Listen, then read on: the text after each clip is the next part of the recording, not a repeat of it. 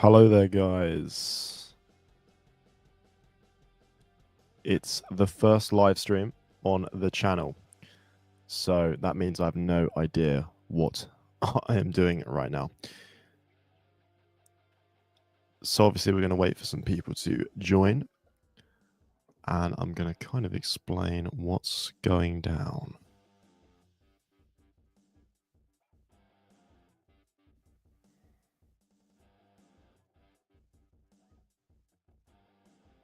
Let's see who joins.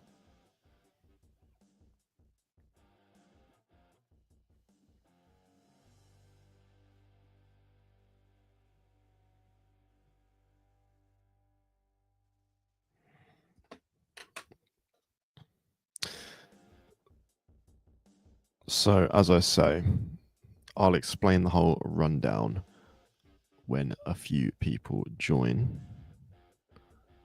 And yeah, we shall see what happens.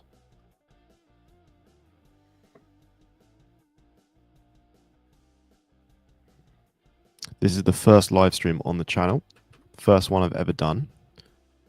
I've had previous YouTube channels actually in the past, and I've never done a live stream on any of them.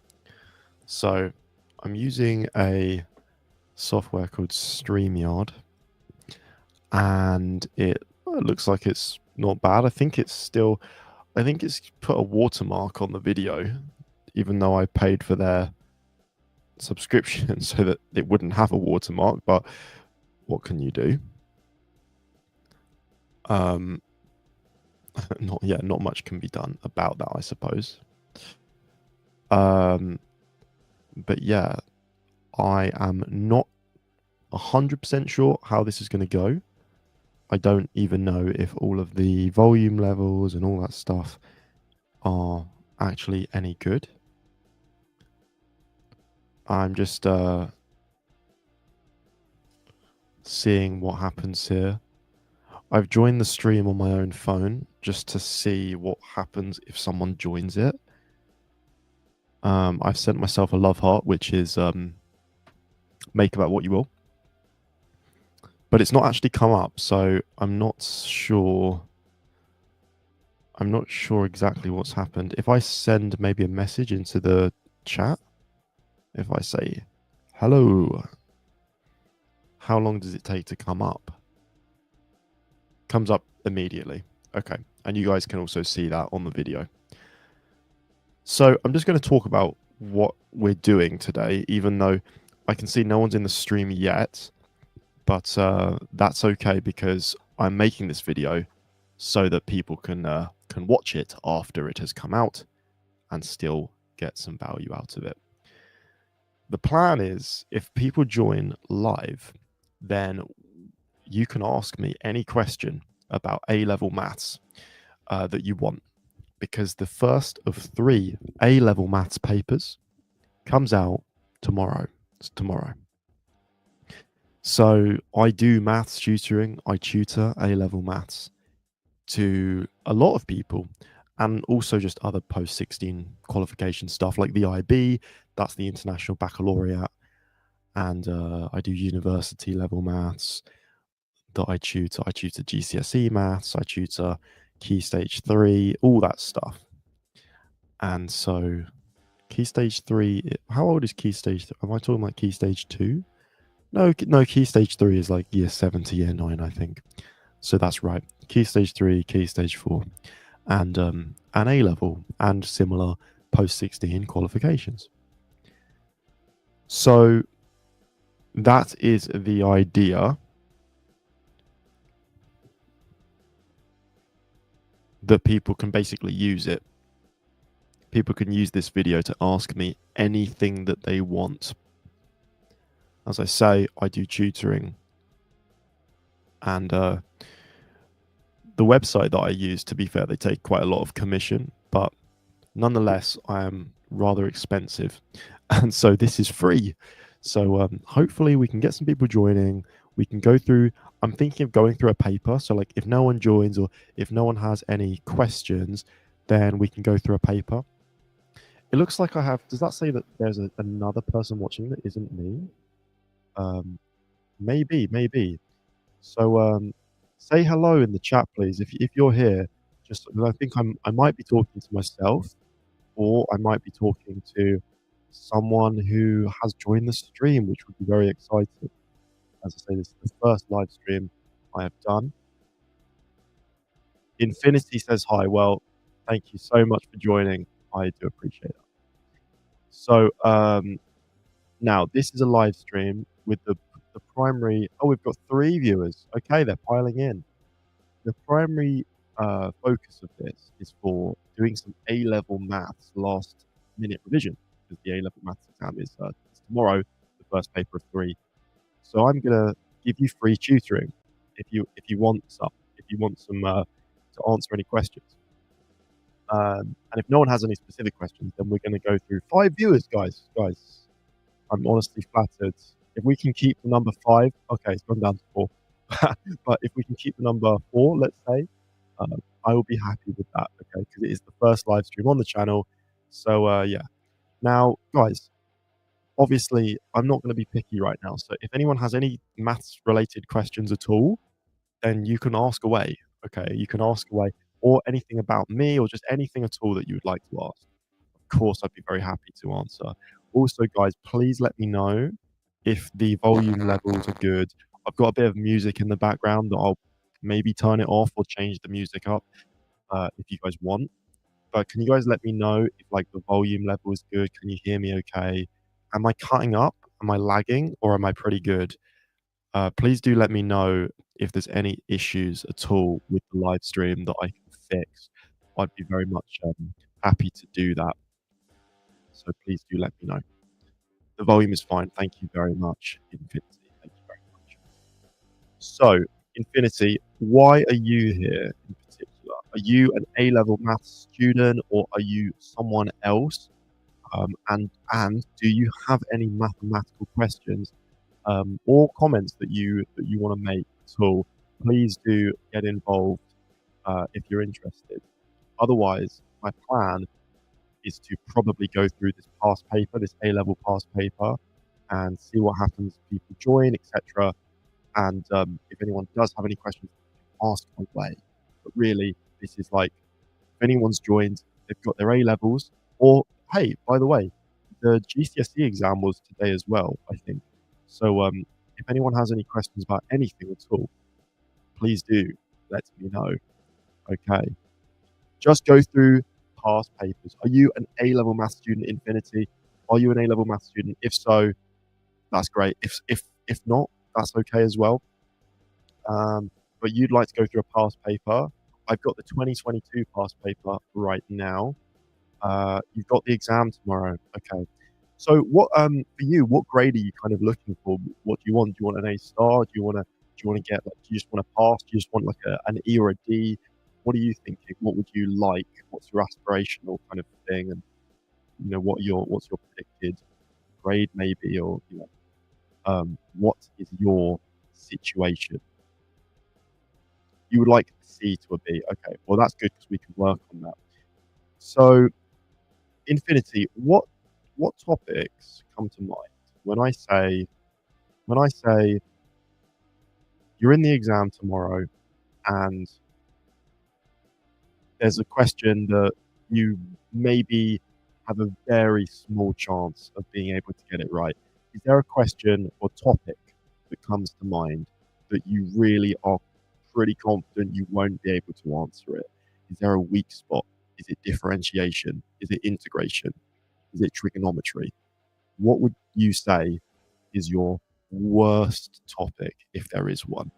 Because I think I'd like to go through that with you. Okay, because right now, Infinity, it's me and you. It's me and you, and maybe a third person. A third mysterious person is in here as well, I think. Or maybe, I don't know.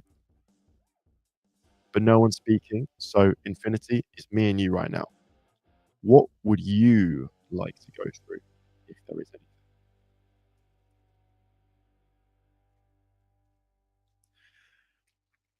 And if you say, there's nothing, I'm going to get 100%, then I'm going to say good for you, mate. I'm gonna say good for you. I'm a bit of a rock metal kind of guy, so that's why we've got a bit of. I would say maybe the music playing right now is kind of coworker vibe. You know, coworker. Maybe it's like a kind of EE advert. Maybe they're trying to maybe BT. They're trying to sell me a bit of broadband. That's the vibe of the music I'm getting right now. And hey, there's nothing wrong with faster broadband. So I think, unfortunately, Infinity has ended. I hope that you're okay there. We've not had a reply for a little while. I hope Infinity is still here. We have a fourth. We have someone else who's joined. Welcome, whoever you are. I'm going to give it a few more minutes just to see what happens. Oh no, they're gone. I'm going to give it a few more minutes and then we're going to go in. We're going to break into the past paper. We're going to break into it, guys. And by the way, every time I say the letter P, I hope that's not too bad because this microphone, it does have an internal pop filter. But it doesn't seem like it's very good, so I do apologize. I'm going to stop doing that, but I do apologize. Just go through the last 5 questions of each paper. Thank you. I think that's a very good idea, actually. I think that's a very good idea. So, guys, I think we should probably just make a start on a paper. But guys, I can't emphasize this enough. If there is a particular topic that you personally, the individual person listening to this right now, if you would like to go through a particular topic, then write it down in the chat because you are not burdening anyone else by asking to go through this topic. It's not selfish to say, can we go through my topic? Tell me a topic and we're going to go through it and you can get really specific. And I'm going to tell you how to answer questions from that topic. I will even explain the topic from scratch. This is a free private tutoring lesson. And it's not an advert. It's not an advert. I tutor enough people, but you are welcome if you would like some private tutoring. But guys, this is for you. I want you guys to tell me if there is a topic that you'd like to go through. If there's not, we'll start going through a past paper any minute. I just want to wait a teensy bit longer just to see if anyone else wants to pop up here. But I think I will be making a start and we'll see what happens. I think I'm going to go through a past paper and then what I might do if people are still here, people are still interested, I'll probably go through some like common exam questions that people don't remember or don't know how to do. I'm talking about differentiating inverse trig functions like arcsine and arctan. I'm talking about things like the integral of the natural log of x, which is x times the natural log of x. So I'm talking about all of that stuff. So I'll go through it in a second. Now, if you've been here since the absolute beginning, or if you've watched the recording, you're not watching this live, and you will have been watching the video since the very beginning. So if you are here, let me just finish my train of thought from what I said earlier, which was that I'm making this video with the intention of people being able to watch it even after the first exam has already been. Okay. Because in A-level maths, if you do Edexcel, the first 2 papers are indistinguishable from one another. Okay, so the content on them is identical. Now, once you've already done the first paper, which if you're watching this, the chances are that the first paper has already come out. But once you get to that point, once you see what's on the first paper, you could potentially work out what's on the next paper. But if you're watching this in a week's time or in 2 weeks' time or whatever, then it could still be really, really useful because maths is maths. I see someone else has joined. Very, very warm welcome to you. If you're here for a bit of A-level maths, because the A-level maths paper is tomorrow, the first paper. if you are here for a bit of A-level maths, this is the plan. We're going to go through a past paper in a second, see what happens. If you, whoever's watching this right now, if you would like to go through a specific topic together, we will. So, if there is a maths topic and you are not very strong on it, let me know in the chat. Okay, let me know in the chat and we'll go through it. This is some free tutoring. Okay, it is free tutoring. We're exam maxing right now. Okay, we're exam maxing.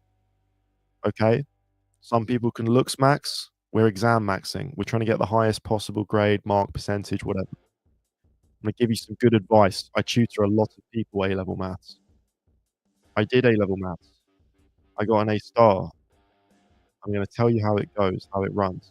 I do mathematics at the University of Bristol. Okay. I'm going to tell you how this goes. But I want to give it a tiny bit of extra time just to see how many people can join before we really get into it. So who's here at the moment? If you're in the chat, send a message. If you're in the live, send a message. Let me know who you are. 6 people. So guys, listen, if you've just joined, we're doing some A-level maths revision because the past papers, we're doing a past paper in a second, but the paper, the first one, is tomorrow. Okay, it's tomorrow. So if anyone has any questions about A-level maths, write it in the comments. Can we go through integration? Can we go through integration by parts? Can we go through differentiation, circles, parametric equations, whatever it is, as long as it's pure maths, because the first paper is tomorrow, we can go through it, okay? Otherwise, I probably will do what Asfan said, which is to go through the last 5 questions in a paper, because they typically are the hardest ones. In the chat, though, guys, please type in, let me know what you would like to see. If you're doing A-level maths, you've got your exam tomorrow, let me know. If you're in year 12 and you're doing A-level maths and you still want help on an A-level maths topic, but you're in year 12, you can also send a message into the chat because we're all going to need that revision. Okay. If you know what's on the A-level maths course and you don't do A-level maths at all, you can still send it in. So we have 8 viewers at the moment. Guys, whoever's in the chat, whoever's in the live stream right now, send a little message, say hello. I want to talk to you guys. I want to see what's up. I also want anyone to tell me if there's any problems with the live stream, okay? Are there any issues with the volume, with the music? I'm going to turn off the music, I think, once we actually get into it, unless you guys like grooving to it. I think it's co-worker music. But, we can go a bit crazy with it. Nothing copyrighted. Maybe a bit of Young Modulus. Best mathematical rapper in the world, guys. Young Modulus. Anyway, I digress. Guys, in the chat, let me know. Who are you? Are you doing A-level maths? Is there something that you'd like help with? We're doing some free tutoring right now. Free tutoring. Free of charge, okay? Free of charge. I'm going to be tutoring you. You just need to tell me what you'd like to see. Okay? And if no one says anything, then we're going to be doing a past paper. Okay? But I want to hear it, guys. Because I'm looking in the chat right now. I want everyone to tell me what you want to see. Okay? And I think at 20 to 1, so in 4 minutes, 3.5 minutes time, we're going to get started on this paper, okay? I'm going to go to the back of the paper straight away just to get ready for it. So this is the last question here. No, it's not. That's question 5. Why have we only got 5 questions loaded? Why are they all in a weird order? 13, 16, 4, 5. What's happening? This is the last question. So as you can see, guys, it's a parametric integration question. This is 2022 paper. This is Edexcel. Okay, Edexcel. If you guys do AQA or OCR, don't worry, because all the content is pretty much the exact same, okay? If you see any content that isn't on your course, then obviously just ignore it. Okay? If you're looking at content and you're thinking, there is no way that this is actually going to be on my exam, I know it's not, obviously just ignore it. Okay? I tutor A-level maths, specializing in Edexcel because that's the one that I did, got an A star, but AQA, OCR, etc., they're all the same. So we've got 11 viewers, guys. Thank you for the love. I really appreciate it. I really appreciate it. I'm going to put a poll. I think that's the best thing to do because we're going to start a past paper. We've gone down to 7. Okay. We're going to start a past paper in a couple of minutes at 22. In 2.5 minutes, we're going to start a past paper and we're going to start question 16. I'm going to show you how to do it. But guys, if there's any specific topics, I'm here. If there's any specific topics that you would like to see, 14 viewers, I'm blessed. I'm blessed. We're going to do a poll. I'm going to work out how to do it. Okay. I'm going to work out how to do a nice little poll. And I know there's a way. I know there's a way to do a poll. If anyone knows, please let me know. Because I want to do a poll. I want to ask people what they want to go through because you're getting free tutoring right now. Free tutoring. Okay. So if anyone has any topics in particular they want to go through, send it in the chat and we are going to be going through it. Okay.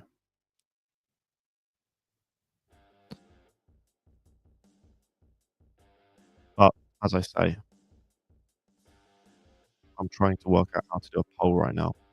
I think that it might be because I'm streaming from a third-party software. So I know that from YouTube you can directly stream, but it might be.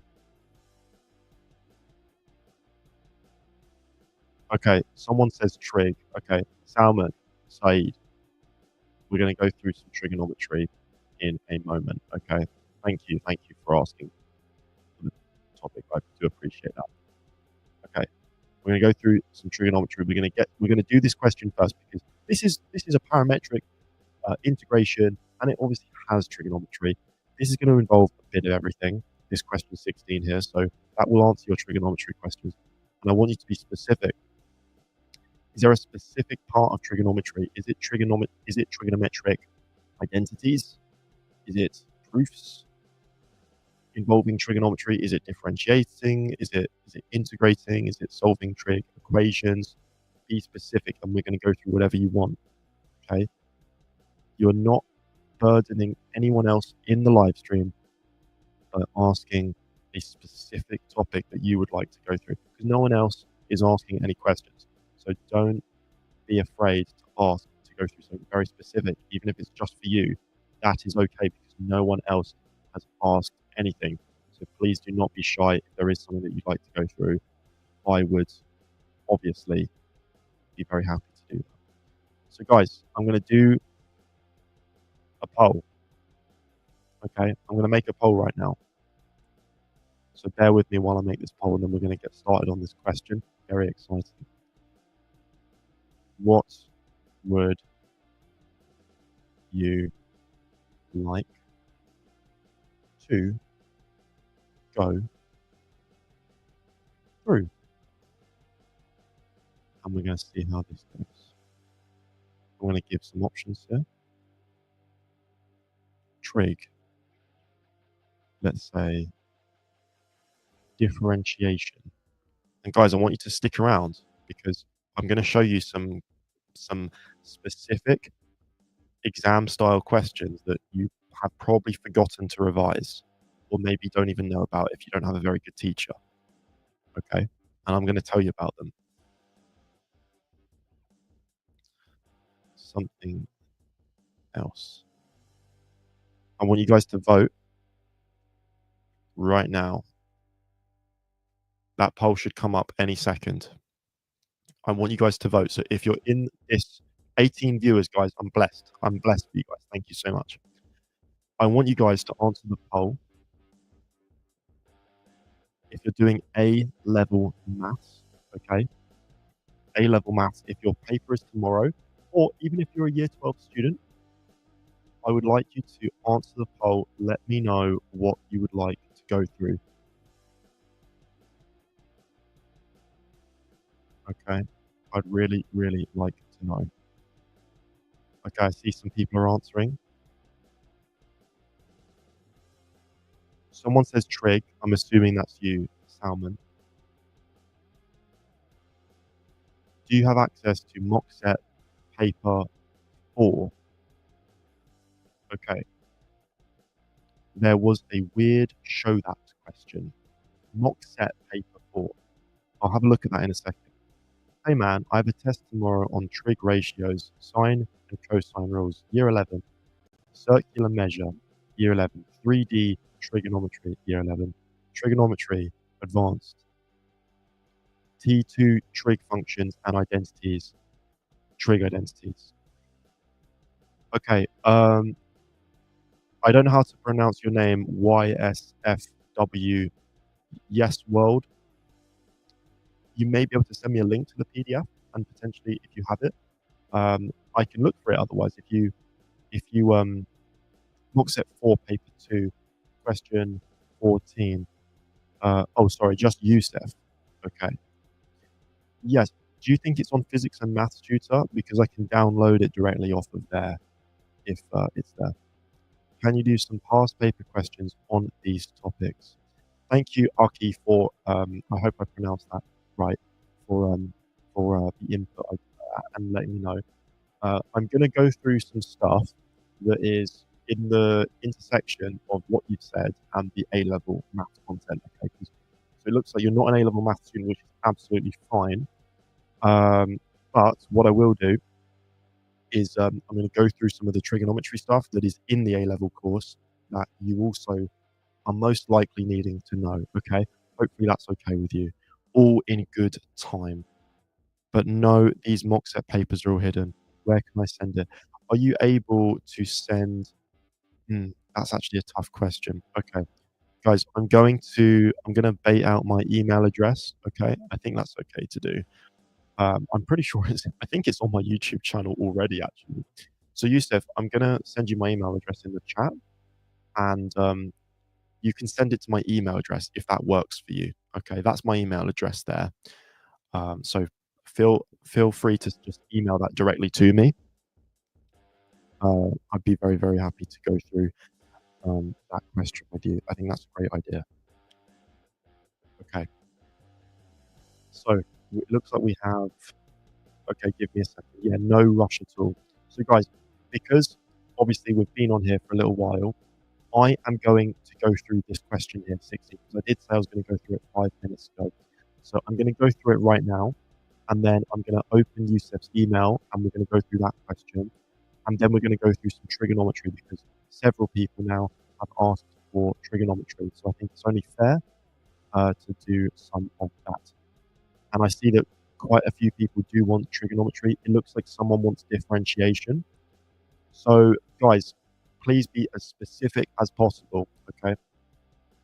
Can you do vectors or permutations and combinations, Jeffrey?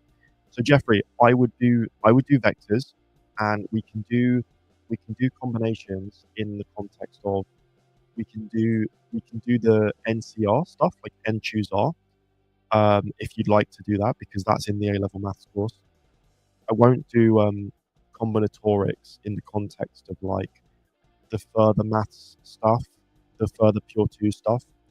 If you do that's for if you do edXL, but I'm gonna try and focus on as strictly on A-level content as possible here because the exam for A-level maths is tomorrow. Okay. If you guys do any other qualification, please let me know, and I would be happy to do a live stream the day before your exam as well. Okay. Someone says not a AL student, medical student here, but I'm a subscribe and give you a like for doing this. Thank you so much. All for life. Thank you so much. I really, really appreciate that. That's so kind of you, and I appreciate, being a medical student as well. I do. I think there's a mutual respect between us. That's tough. That is tough. Okay. Is vectors on AQA paper 1? As far as I'm aware, because 'cause I'm not an expert on every exam board, I did Edexcel.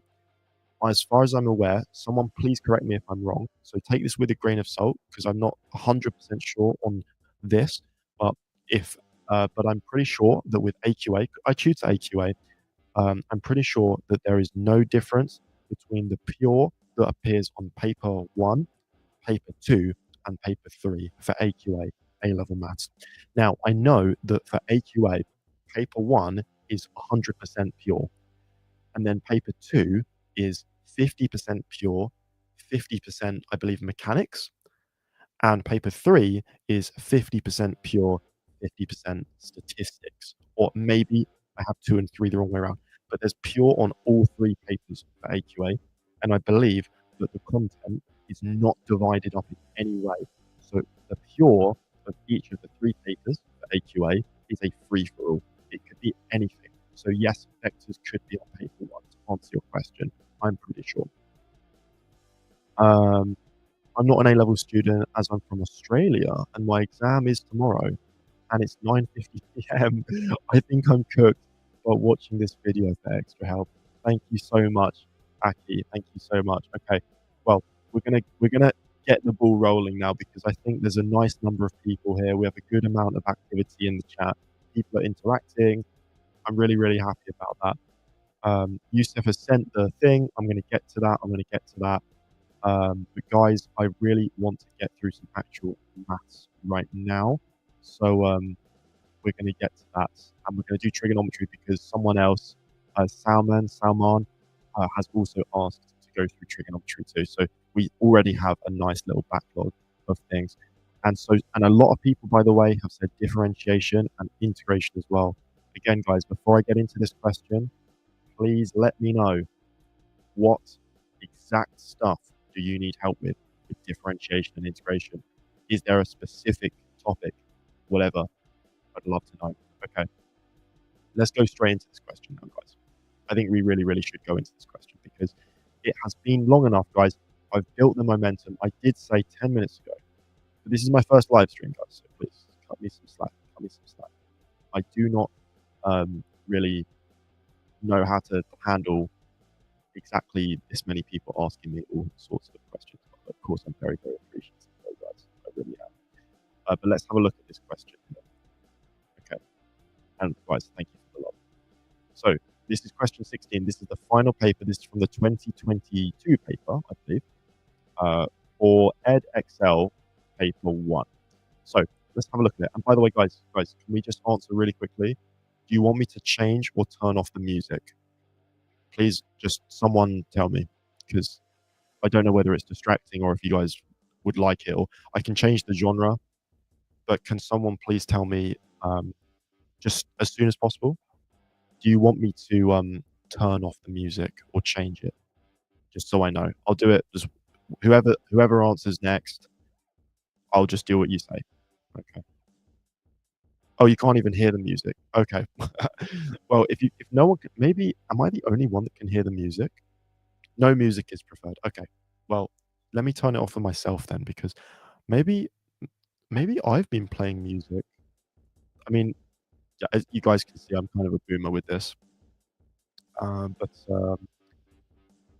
let me just make sure I'm definitely not running any music right now. Yeah, because for me, there's definitely music, and it's not just my Spotify in the background. It is part of the streaming thing. But to be honest, I don't actually remember how I don't remember how I turned the music on. As you can see, there's my boom moments is coming on display. Oh, here it is. I think it is supposed to be playing, but yeah, I'm going to turn it off. Music. How do I turn off the music, guys? That is okay. It's off. It's off. So okay, cool. So guys, oh, you can hear it now. Very faint. Okay. Guys, I feel like really weird now. I feel like the music was kind of like calming. I'm gonna leave it on, but like very quietly. just because if you can't hear it, you can't hear it. But actually, yeah, it keeps me in the flow. Okay, so question 16, let's have a look at this. So figure 6 shows a sketch of the curve C with parametric equations. X equals 8 sine squared t, y equals 2 sine 2t plus 3 sine t, and t is between 0 and -2. The region R, shown shaded in figure 6, is bounded by C, the x-axis, and the line with equation x equals 4. And they're asking us to show that the area of R is given by integral from 0 to a. Apologies if you can't see this too well, but that's the integral from 0 to a of 8 minus 8 cos 4t plus 48 sine squared t cos t dt, where a is a constant to be found. This is a 5-mark question. So I think I'm going to move, all these pages out of the way, and we're going to do it over there. Okay? And then I'm going to open Yusuf's email and go through that question. Okay, so switching to the white color. Okay, here we go. So guys, this is a parametric integration question. Of course, by its nature, it's a tricky question. It's a tricky question. It involves, let's think of the topics: coordinate geometry, integration, differentiation, parametric equations, trigonometry, and that's just the ones I can think of. So there's a lot going on. How do we break this down? So let's do this. We know that the area under a curve is given by the integral from the two limits. So I'm going to do all of this in terms of just x and y, okay, from 0 to 4 of whatever this function is, okay. I'm going to call the function, I'm just going to say that it's, it's y, isn't it? And this is a function of x, dx.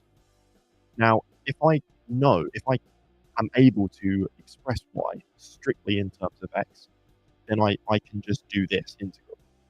But the problem is, of course, it's given by parametric equation. So I can't just replace y with 2 sine 2t plus 3 sine t because I'm integrating it with respect to x.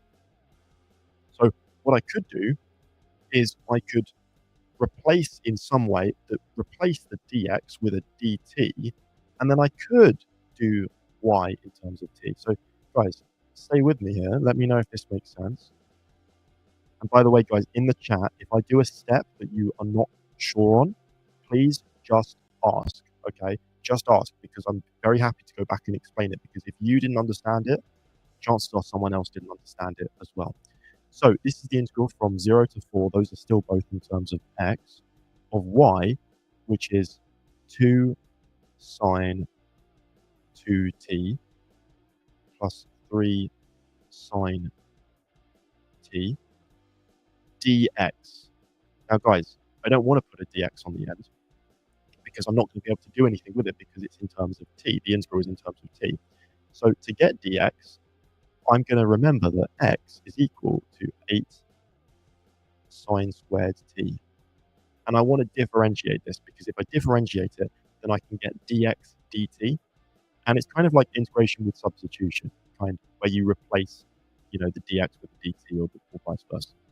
So how do we differentiate 8 sine squared t? That's actually a fairly difficult integral. This is what we do. I'm going to write, maybe you just memorize, maybe you just know what it differentiates to. I'm going to write sine squared t as sine in brackets squared. So sine t in brackets squared like this. Okay? It's the same thing, guys. It's the same. It's just different notation, but now it's easy to see what we do. Now, I'm going to make a step, but I really do want you guys to tell me if this is clear. I'm going to differentiate this using the chain rule, but I'm not going to do u equals sine t and all that stuff. So I'm going to times by the power. So 8 times 2 is 16. I'm going to times by the derivative of the inside of the bracket. Sine differentiates to cos. And then I'm going to times by the original bracket, but take 1 off the power. So I've got 16 cos t sine t. That's dx dt. Do you guys agree with that? Are you happy with that? Please, please. do let me know. Someone says, by the way, Jamie says, I'm in my 3rd year of uni, wishing you all the best of luck. Yep, that's absolutely right, Jamie. Obviously, best of luck to everyone.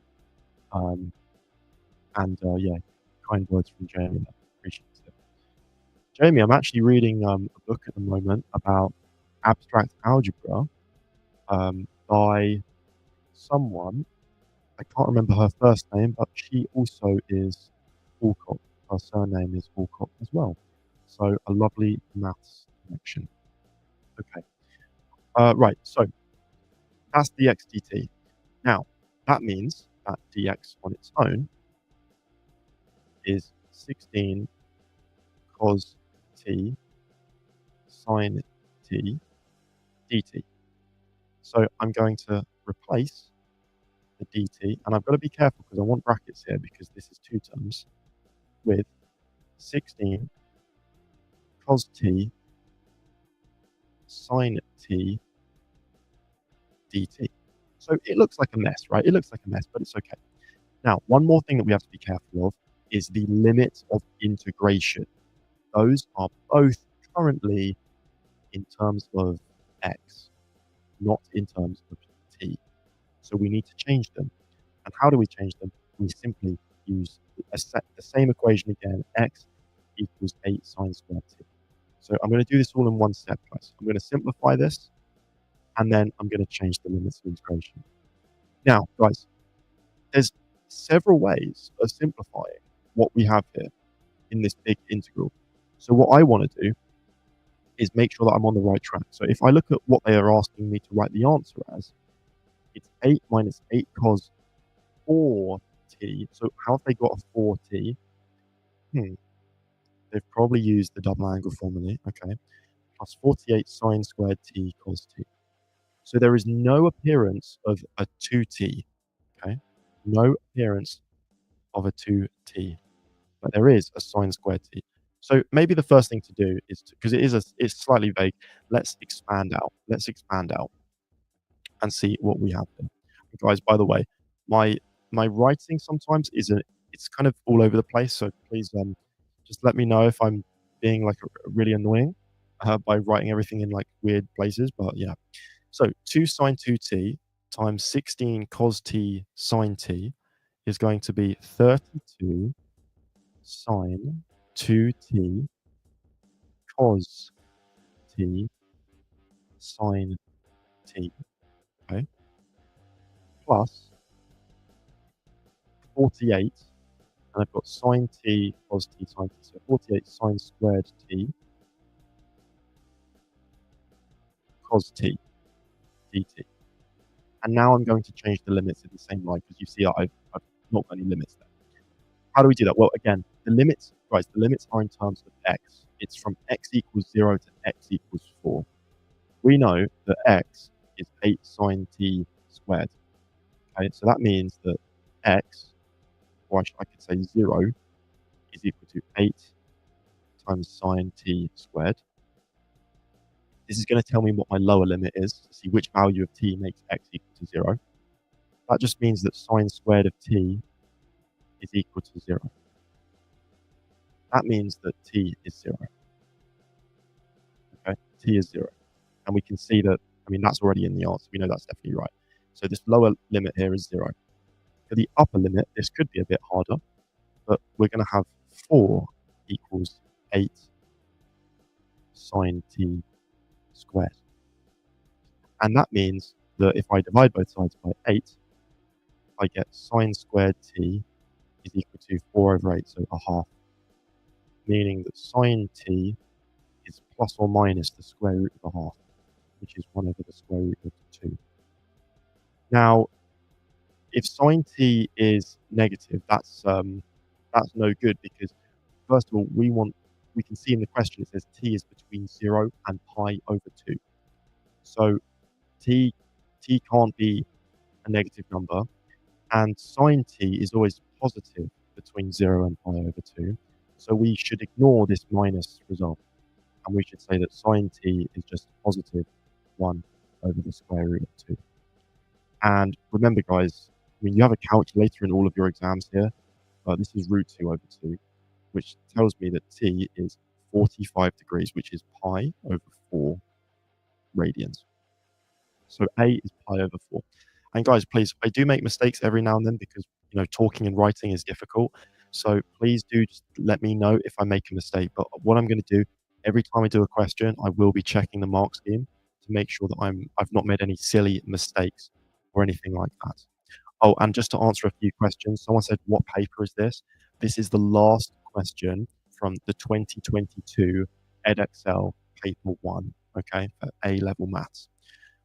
Okay, 2022 EdXL paper 1, it's question 16. Okay. Someone says, such a disgusting question. You're absolutely right. It's brutal. It's a brutal question, guys. It's a good question for revision, though, right? Because there's like a million different topics. So this is our integral so far.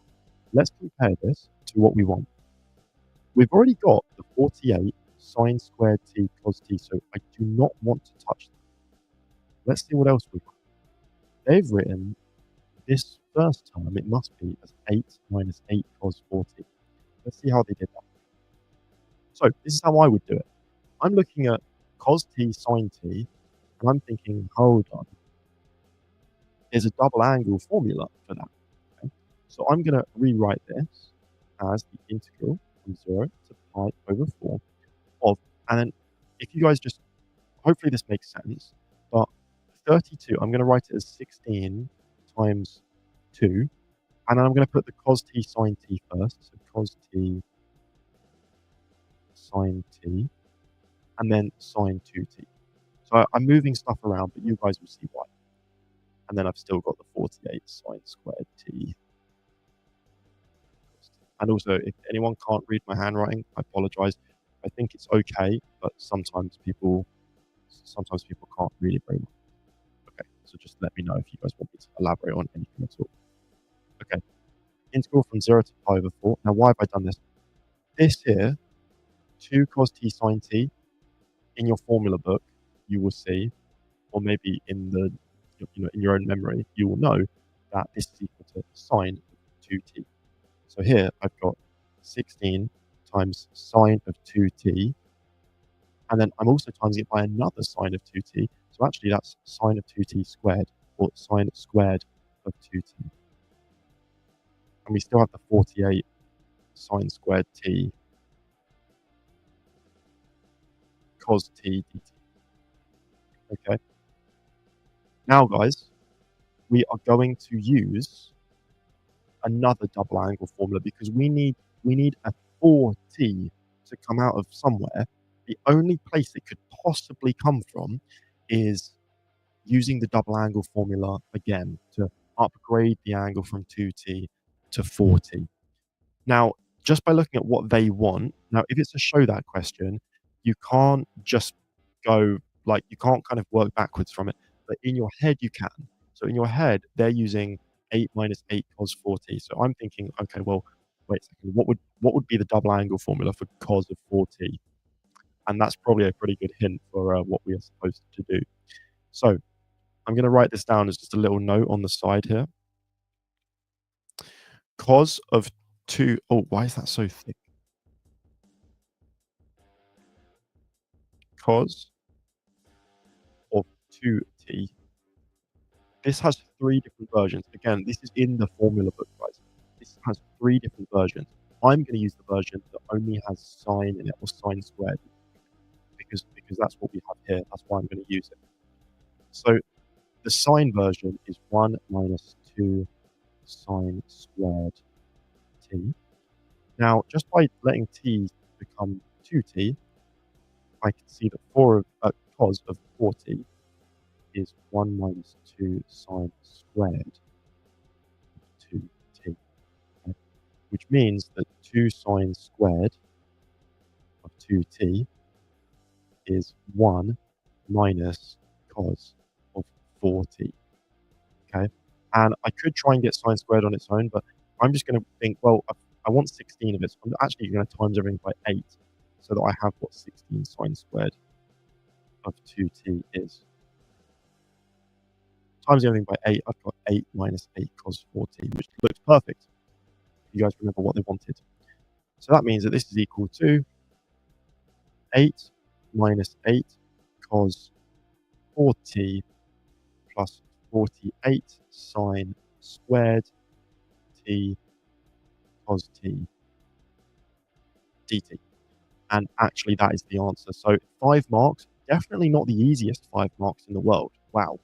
Quite a difficult 5 marks, if you don't mind me saying.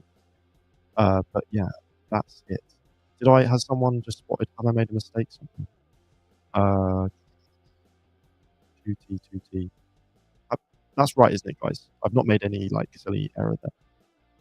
8 minus 8 cos 4t plus 48 sine squared t cos t. That's right. Okay.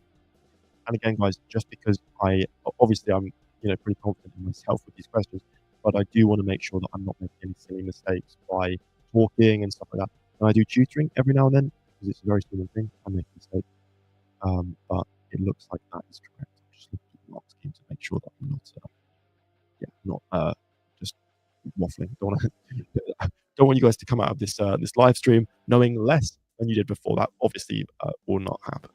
But anyway, there's the first 5 marks, and they got the A was also part of it, which is what we got as well. Amazing. Yeah. So someone says not too bad of a question. I think in a way, if you're good with differentiation, if you're good with integration, if you know how to do parametric stuff, you're right. It's a fairly standard process if you're happy with all of the different individual parts.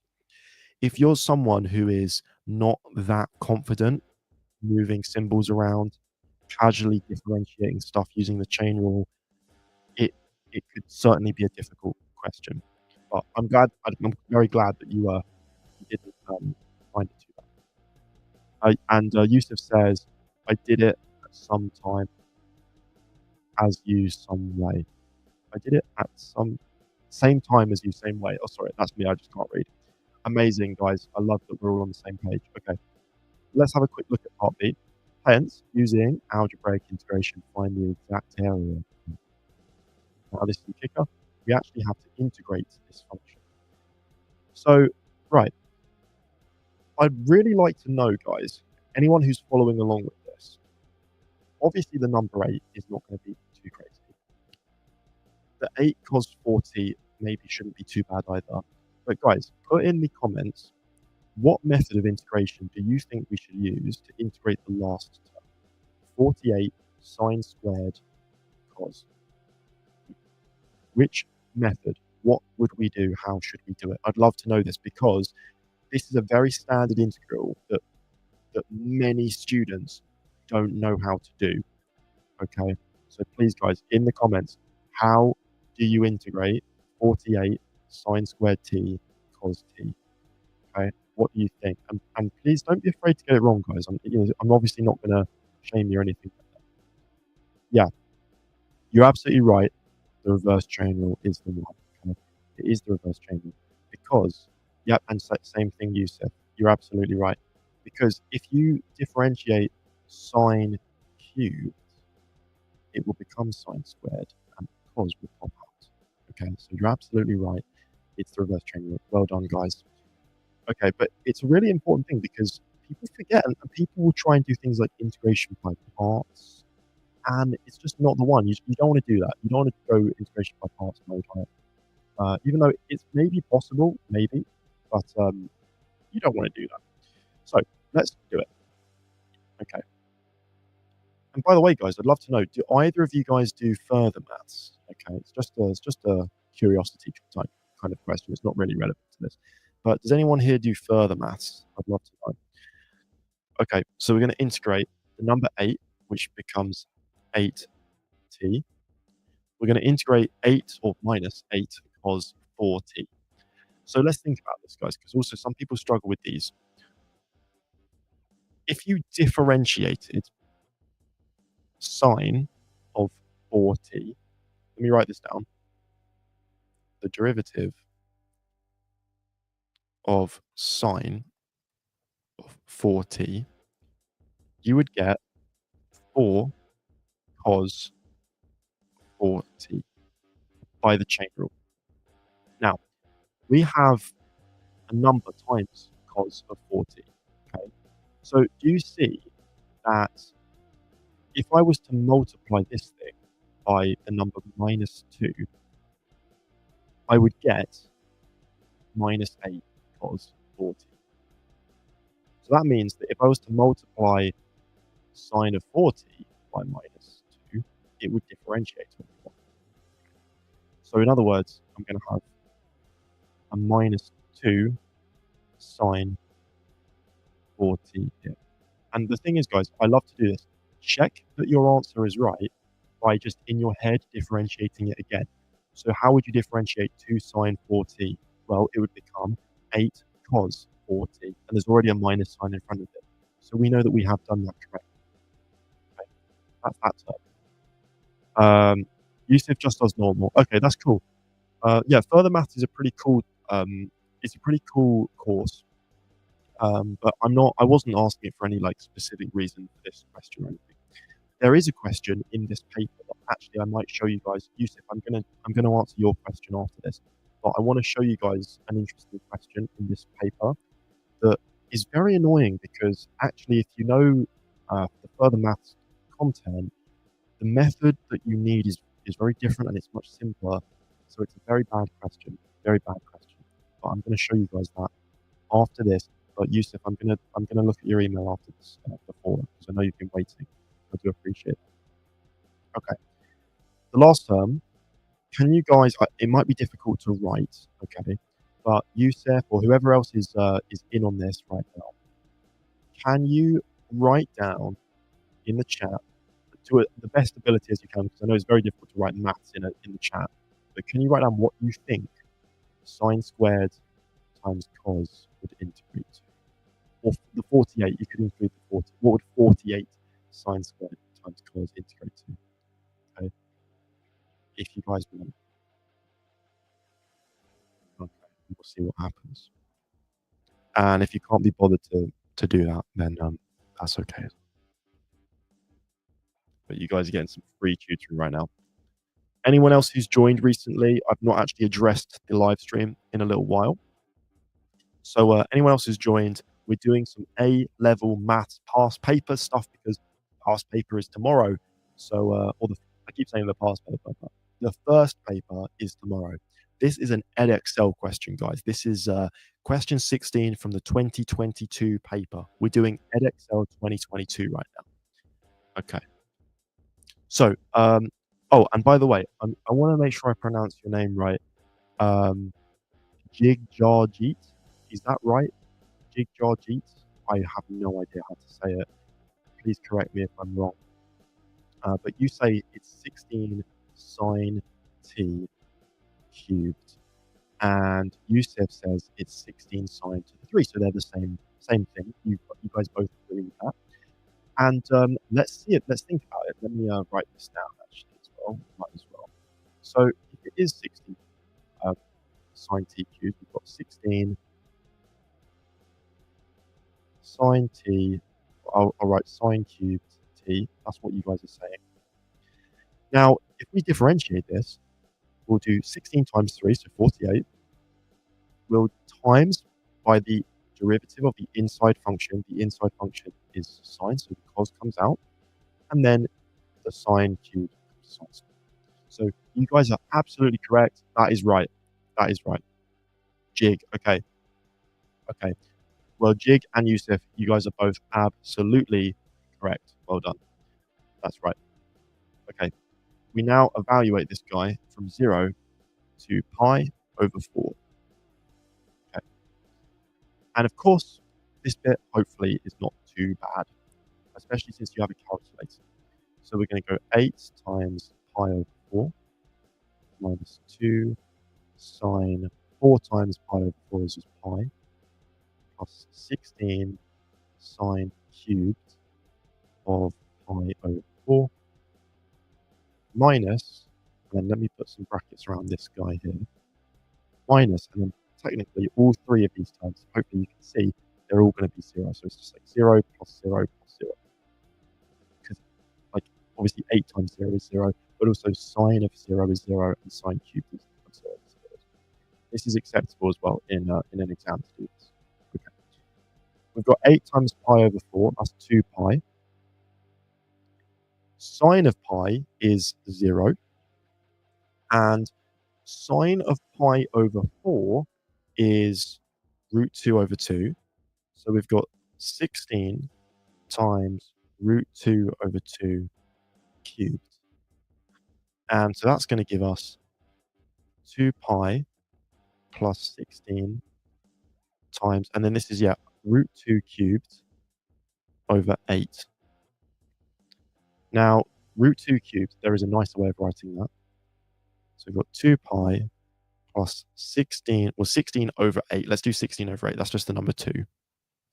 And then root 2 cubed is root 2 times root 2 times root 2. But root 2 times root 2 is 2. So just as a quick note up here, root 2 cubed is 2 root 2, because it's root 2, root 2, root 2. Okay. So this becomes 2 pi plus, and then this is 2 times 2 times root 2. So it looks like it's going to be 2 pi plus 4 root 2. And again, I'm just checking the answer in the mark scheme to make sure that I've not made any silly mistakes. And no, I have not. That is the correct answer. Another 4 marks. Is everyone happy with that? Does anyone have any questions about that? Please do ask. If you have questions, do not be afraid. Do not be afraid to ask. Otherwise, we're going to move on to Yusuf's question that he's in.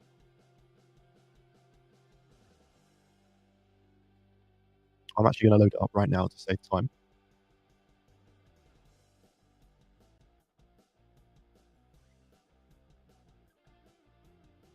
Okay.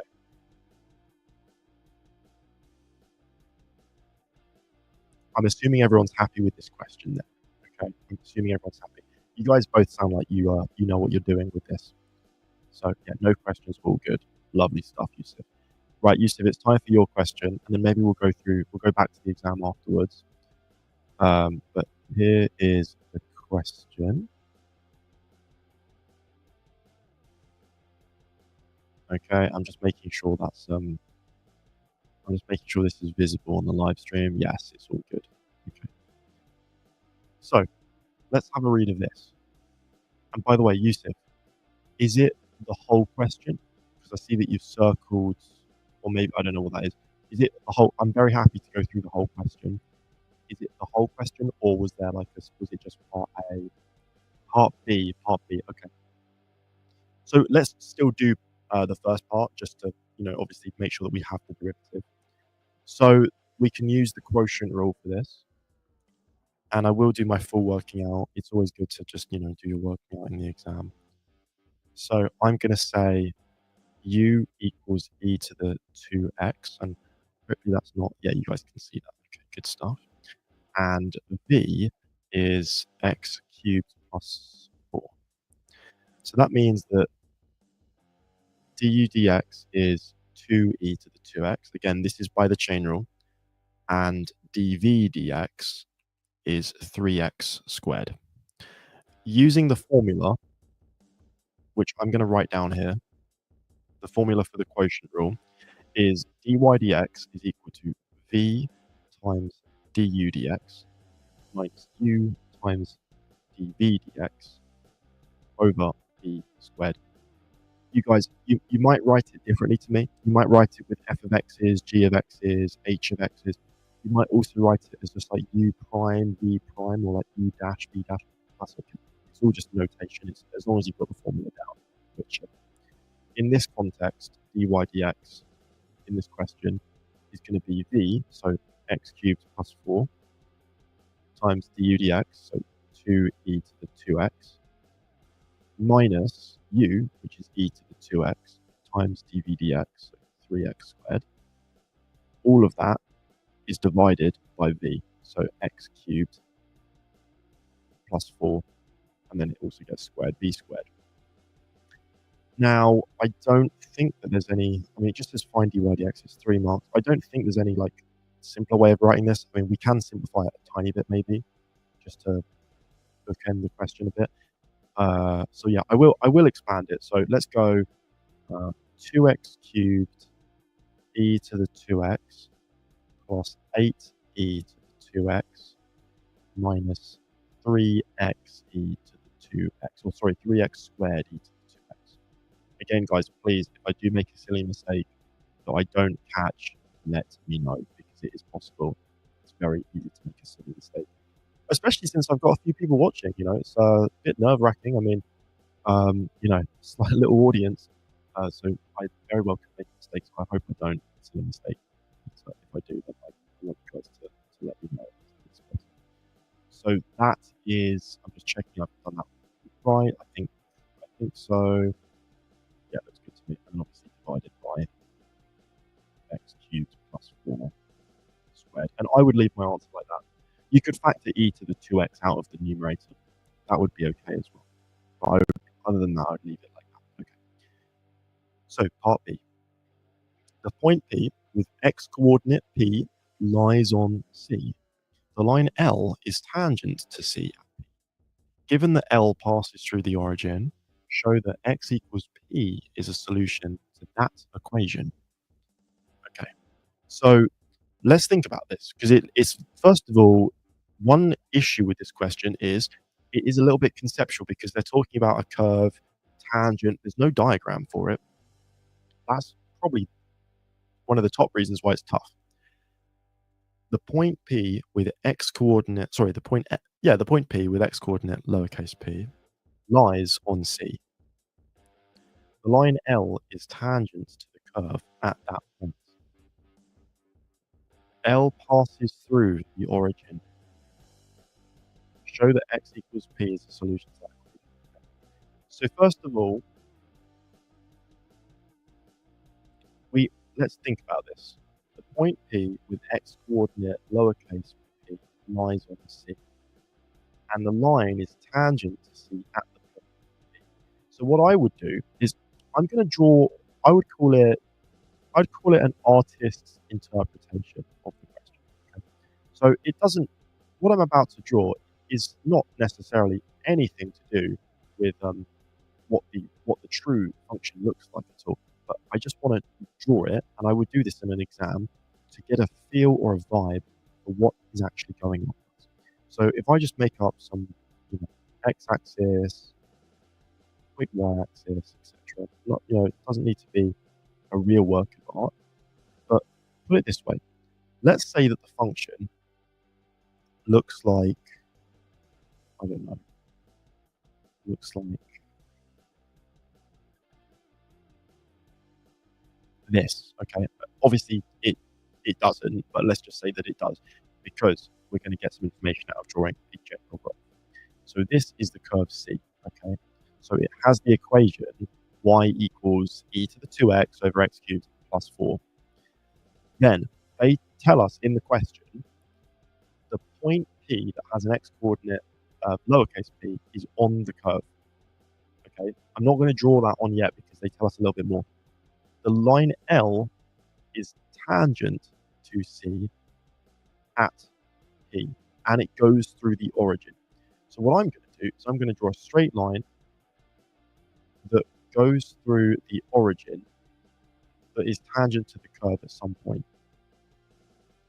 Like, there we go, like that. I might draw it slightly longer than that actually as well. Goes through the origin, and you guys can see it is tangent at one point.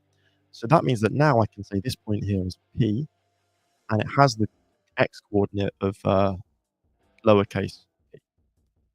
And of course, we could work out the y coordinate, but we don't really care about that right now.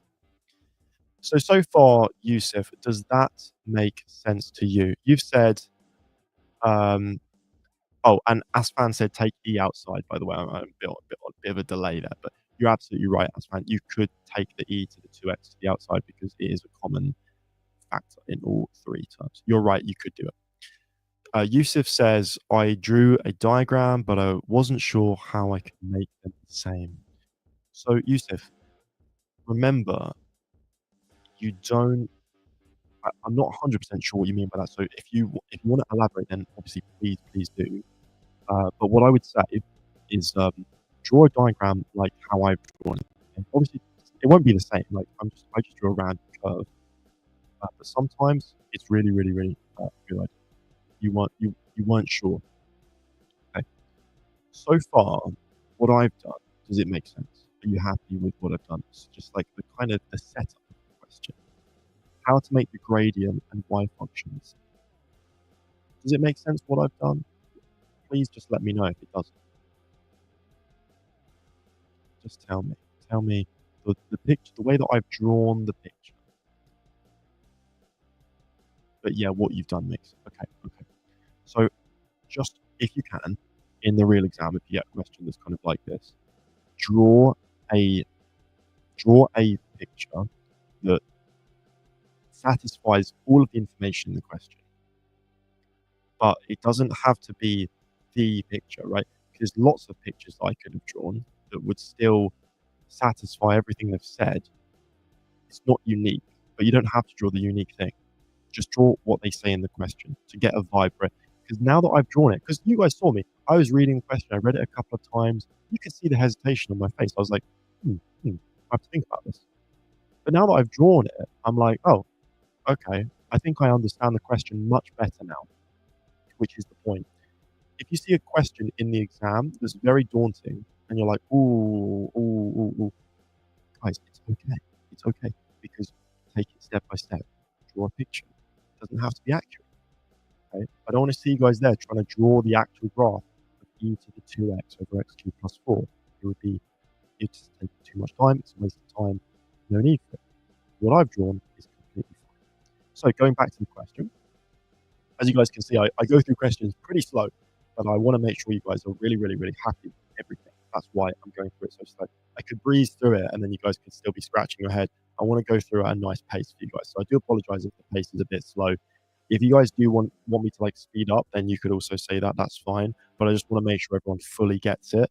We're not going to go through that many questions today, but I think that I want every question we go through to make sense to everyone, or to everyone that it's like reasonably possible to make sense to. It doesn't have to make sense to your dog, or your fish, but it needs to make sense to you. Okay, this is the information that we've got. We've drawn it. Now, they say show that x equals p is a solution of the equation there. That's a quartic equation because it has an x to the 4. How could we do that? Well, guys, we know that this line L, because it's a straight line, it's a tangent, I'm going to say that this is the line L, and I'm going to say that it has the equation y equals mx, mx. And normally I would say mx plus c, but guys, it goes through the origin, so we know already that c is 0. You could say y equals mx plus c and work out that c is 0, but in an exam it would be completely acceptable to just say it's y equals mx because it goes through the origin, so the c is 0 as I said. So I'm going to say it's the line y equals mx. Okay? But we don't know what m is, so we need to work that out. Now, we know that when x equals p, it has the same gradient as the function, which means that we can plug x equals p into dy dx to get the gradient. Okay, hopefully that makes sense.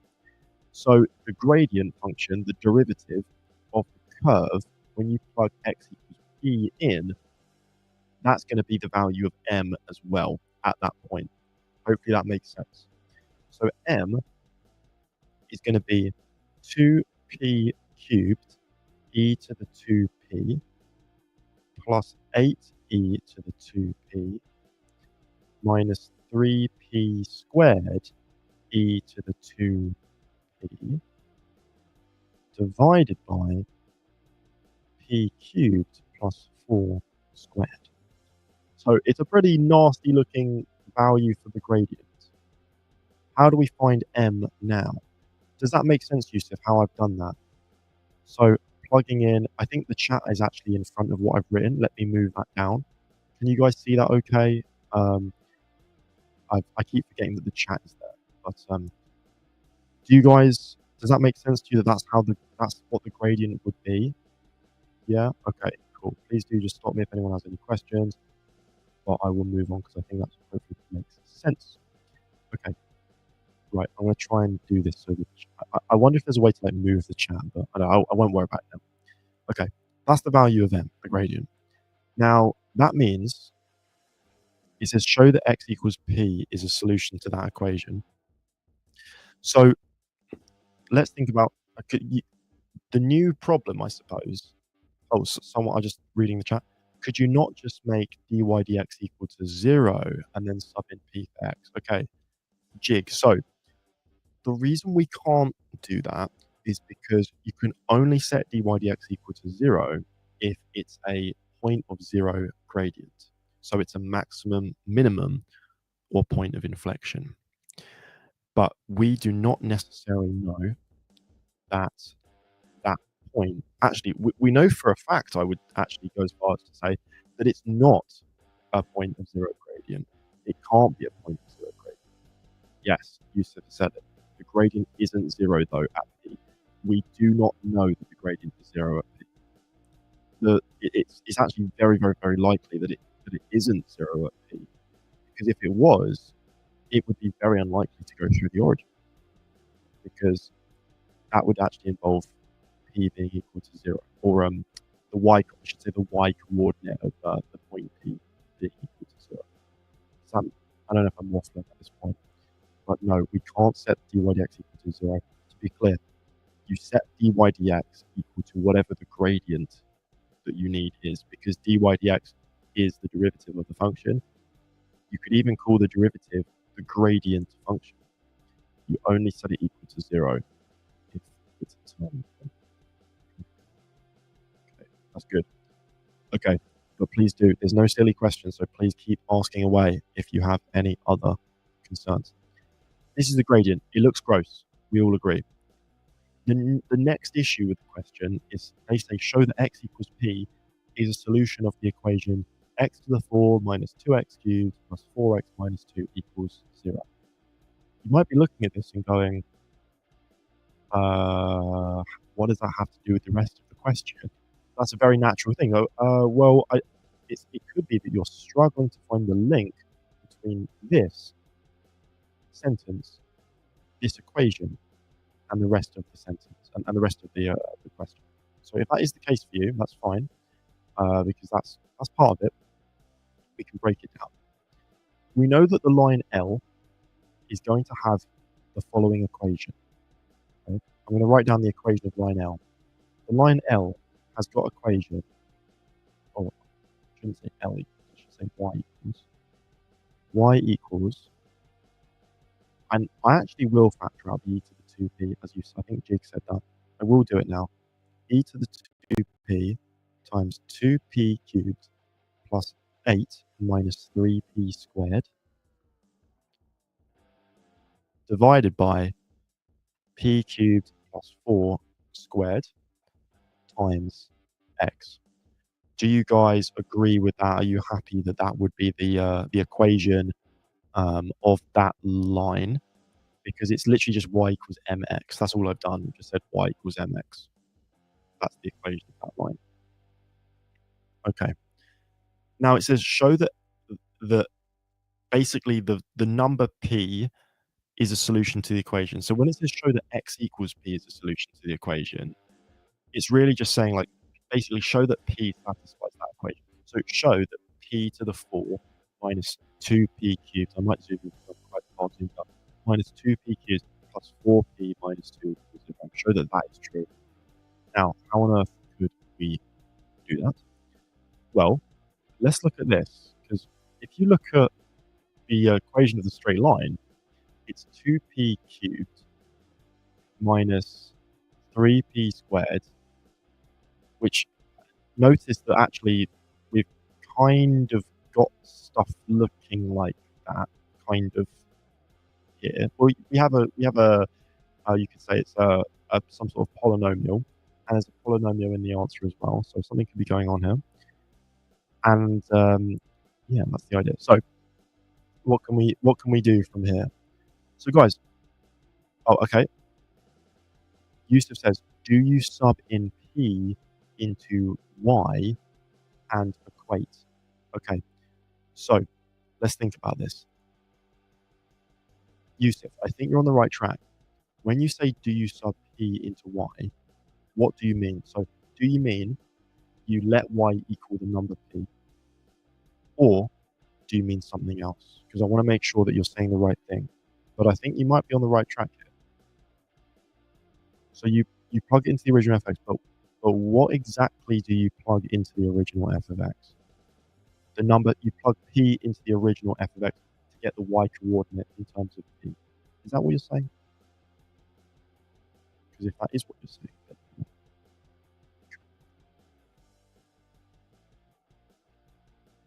then I'm gonna explain that. Once you've, if you comment, let me know what you think.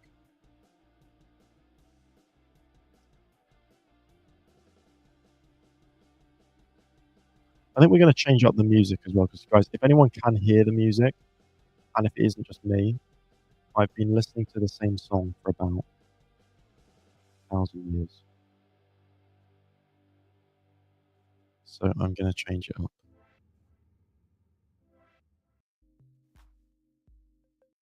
Lo-fi,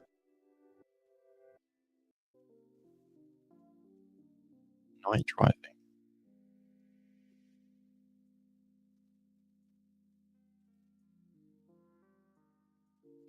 Okay, that's kind of cool.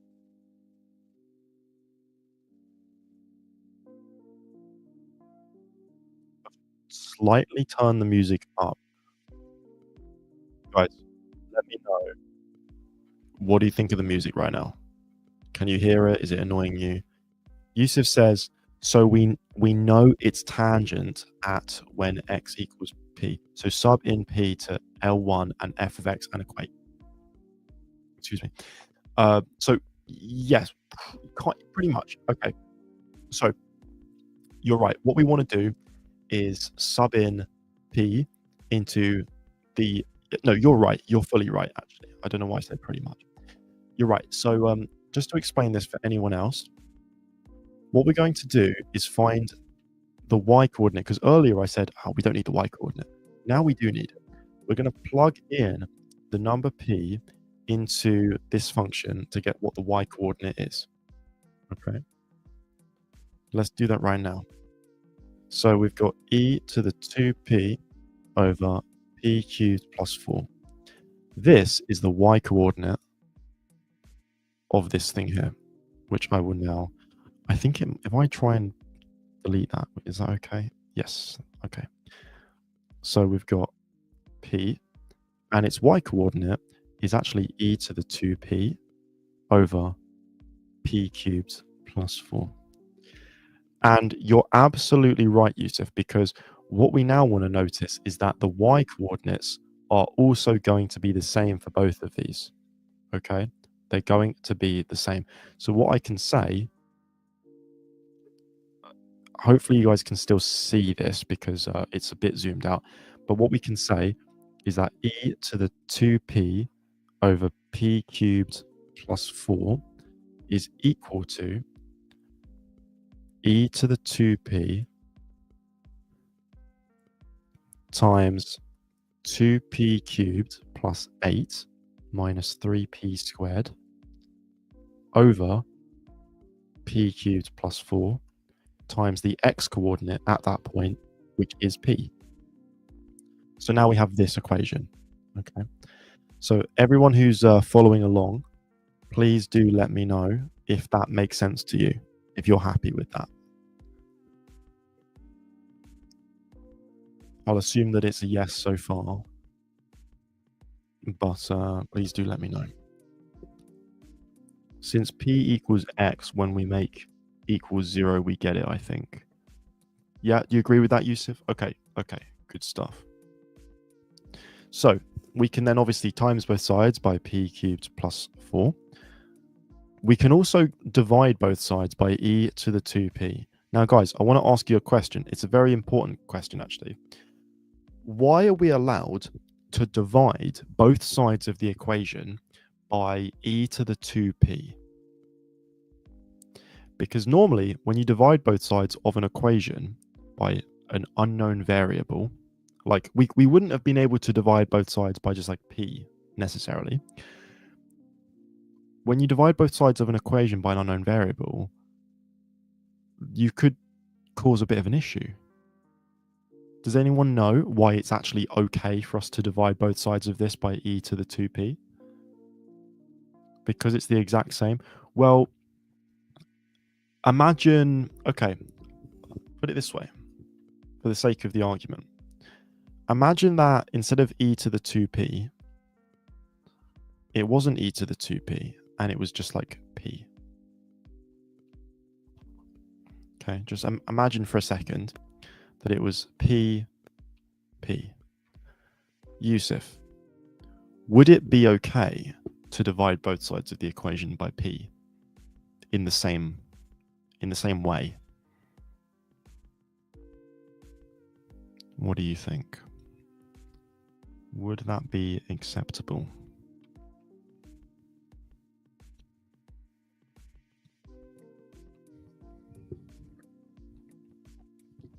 It's a high-level question. You still think yes. Okay, here's the thing. If p, I mean, they might have actually said, I have to go and check, but they might have said in this question that p is like not 0.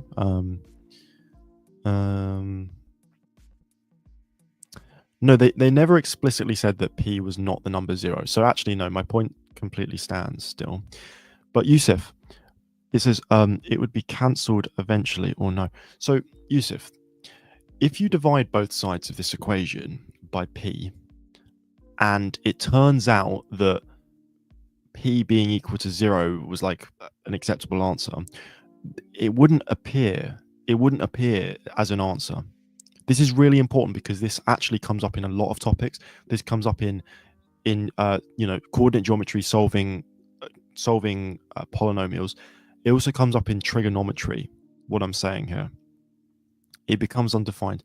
So if you divide both sides of an equation by an unknown value, if that unknown value equals 0, you delete the answer, which means in an exam, you won't get full marks. Now, let me just go one step further, because actually this is it's a very broad thing. It's not just time wasting. Yusuf, let me give you an analogy, right? Imagine that you have the equation x squared minus x equals 0. It's a quadratic equation.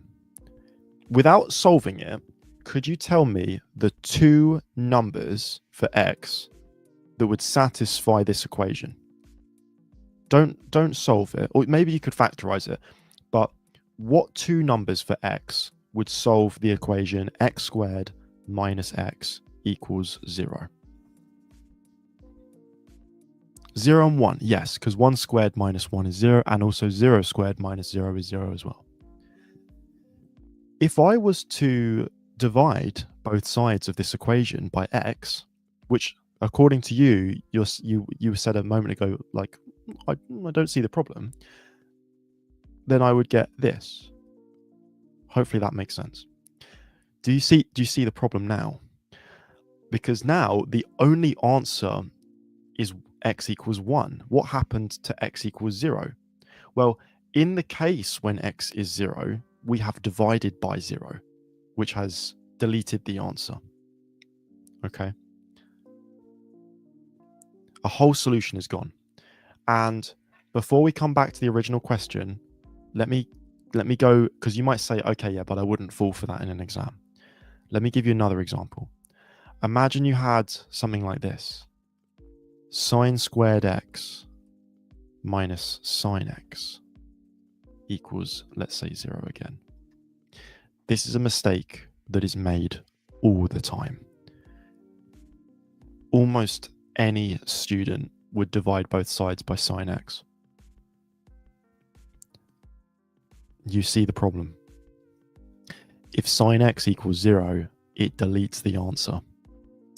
So if I did divide both sides by sine x, I would get sine x minus 1 equals 0, meaning all I have is that sine x equals 1, which tells me that x is inverse sine of 1. And let's say we're in radians. So, and also let's just say we're between let's say we're between 0 and 2 pi radians, then the only answer would be pi over 2 or 90 degrees. But look at the original equation. Just look at the original equation. When x is 0, it clearly works, right? Because sine of 0, or sine squared of 0, minus sine of 0 is 0. Sine of 0 is 0. So the number 0 clearly works. But it hasn't come up as an answer. So this is what you do. If the thing that you want to divide both sides by can equal 0, you should not divide both sides by it, and instead you should factorize it. So the correct way to do this would be to factor out sine x and write it like this. Because now, do you see, you have this thing, and I'm sure you know about this already, but this is called the zero product identity or something like that. You have one thing times something else equaling 0. So each of them could equal 0. Hopefully that bit's pretty obvious. So that means sine x equals 0, or sine x minus 1 equals 0, or in other words, sine x equals 1.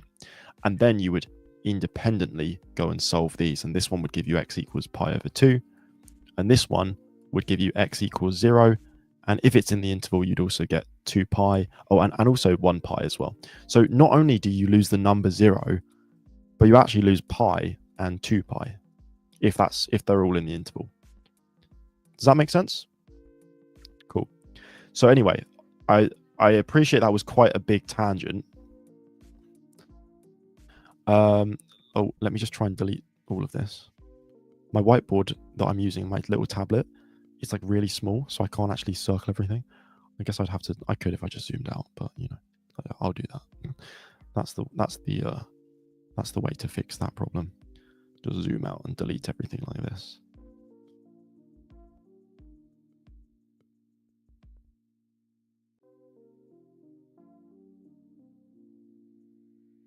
It's not letting me delete stuff.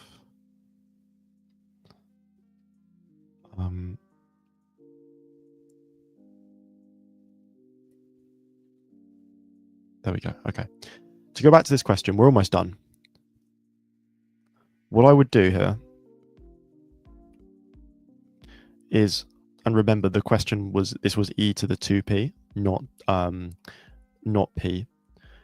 The original question that I had is, why are we allowed to divide both sides by e to the 2p? Yusuf, do you think you can give me an answer for why this time it is actually completely fine to divide both sides? E to the x can never equal 0. You're absolutely spot on, mate. You're absolutely spot on. E to the 2p cannot equal 0. There is no value of p that would make it equal 0. And you're going to go even further and say it's undefined when you take the natural log. Yes, if you wanted to convince yourself, you're absolutely right. We're going through a lot of topics right now. But if you wanted to convince yourself, you would say, okay, e to the 2p does equal 0. You're right. I would take the natural log of both sides. And then I have this issue that this is undefined. Okay. Or at the very least, it's like minus infinity. It is undefined. It's undefined. But like p would have to be minus infinity in order for this to really be 0. But that's not a real number, minus infinity. So you're absolutely right. There's no actual number that would do it. So we are completely fine dividing both sides by e to the 2p because it can't equal 0. So we're just dividing it by the number 1 or the number 2 or the number 3 or something like that, which is completely fine to do. We can also multiply both sides by p cubed plus 4. And I think have I just made a little mistake? Oh, this is my apologies, guys. This here is supposed to be squared, isn't it? Because it was from the what's it called? That is supposed to be. I'm not making that up. That is meant to be squared, isn't it? Yeah. So there's a squared on the denominator of that. I forgot to write it. I'm doing quite a good job actually of catching my little gaffes here. Sometimes I don't notice that stuff, but yeah, that's good. But very well done, Yusuf. Okay. times both sides by p cubed plus 4, you will get 1 equals 2. Actually, let's times both sides by p cubed plus 4 squared to get rid of all the fractions. So let's do this right now. So I'm timesing by p cubed plus 4 twice. So I've got p cubed plus 4 equals 2p cubed plus 8 minus 3p squared times p, like that. And obviously now we just rearrange it. So I've got p cubed plus 4 equals 2p to the power of 4 plus 8p minus 3p cubed. Rearranging everything, we get 2p to the 4 minus 4p cubed plus 8p minus 4 equals 0. Amazing. And actually, that's the answer, I believe. I'll just check. X to the 4 minus 2x cubed plus 4x minus 2 equals 0. Oh, have I made a little error somewhere? They've got a 4.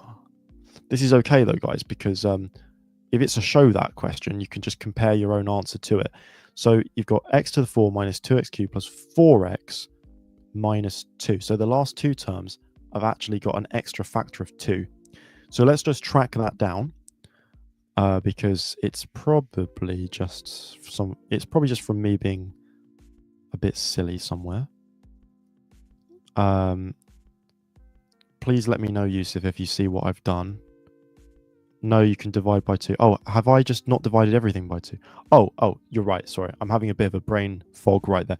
You're right. Everything is 2 bigger. I was only looking at the last two terms. You're right. Thank you for that, saving me there. Good. And you're right. We just divide everything by 2. So we get p to the 4 minus 2p cubed plus 4p minus 2, which is exactly what they want. Now, you might say, wait a second. We've got it in terms of p.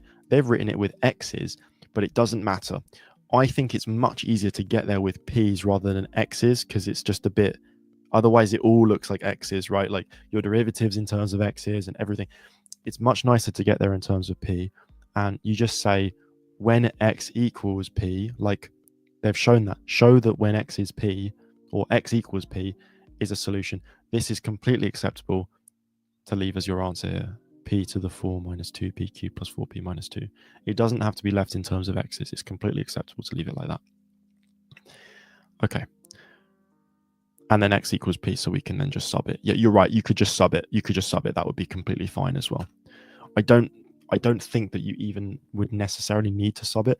I mean, I don't have the mark scheme for this one, but let's be safe and let's say that we would sub it, as you said. So that's your question. Are you, Yusuf, are you okay with the rest of the question? Would you like to go through the rest, or are you good? All right, thank you so much for helping me out, man. Hey, man, no problem. Listen, Yusuf, if you're going to head out, I'm probably going to do another one of these the day before the second paper, okay? I want to see you there, mate. The rest was already done. Okay, that's good.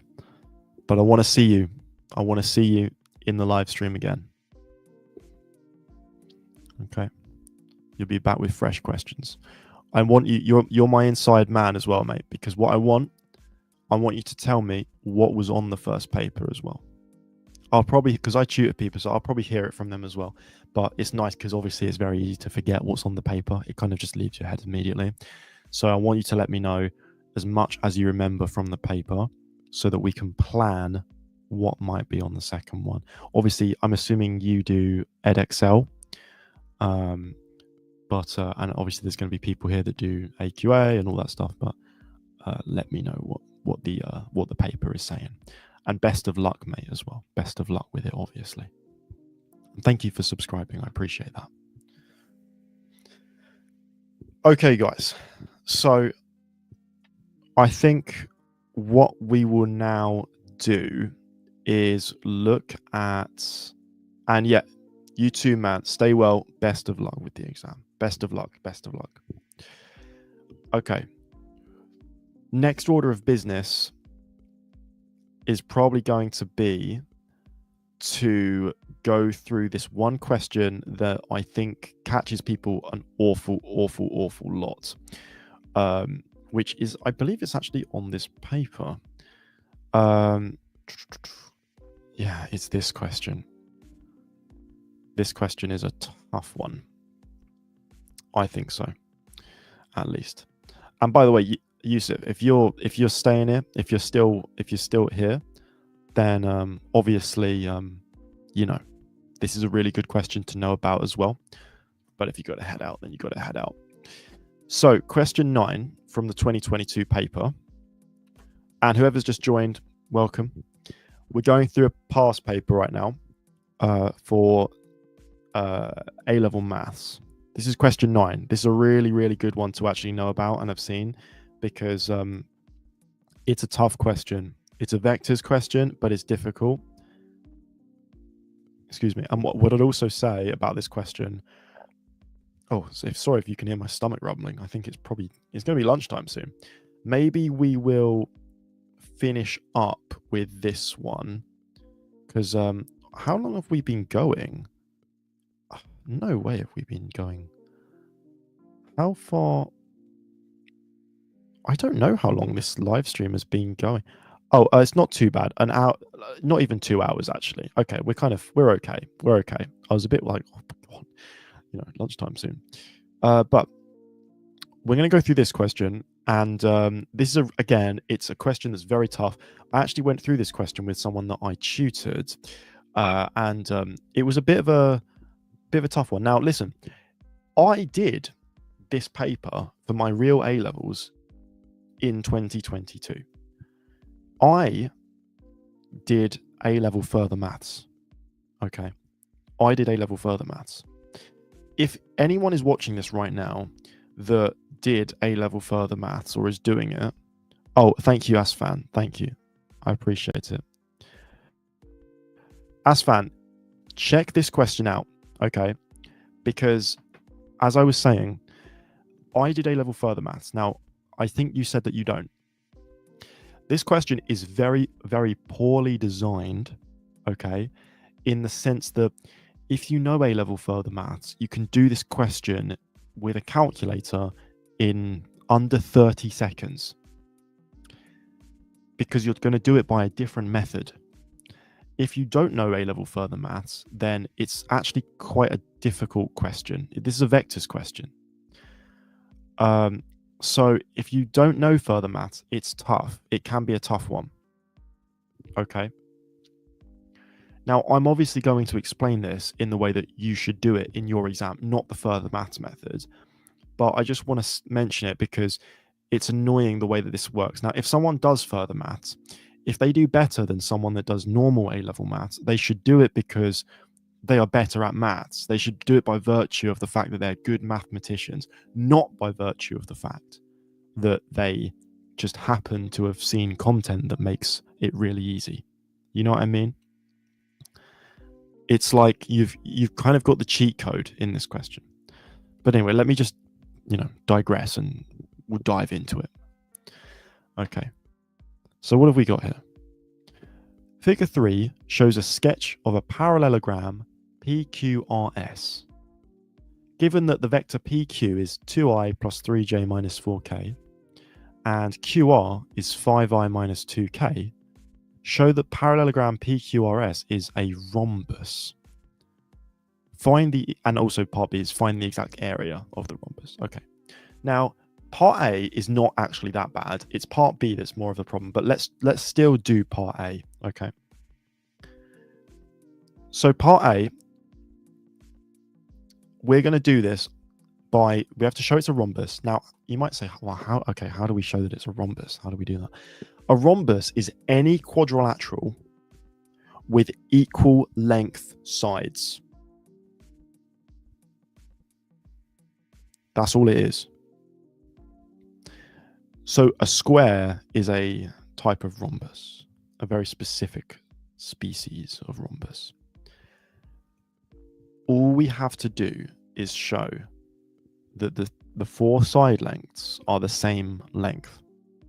Okay, That's all we've got to do for this question. We've got to show the four side lengths are the same length.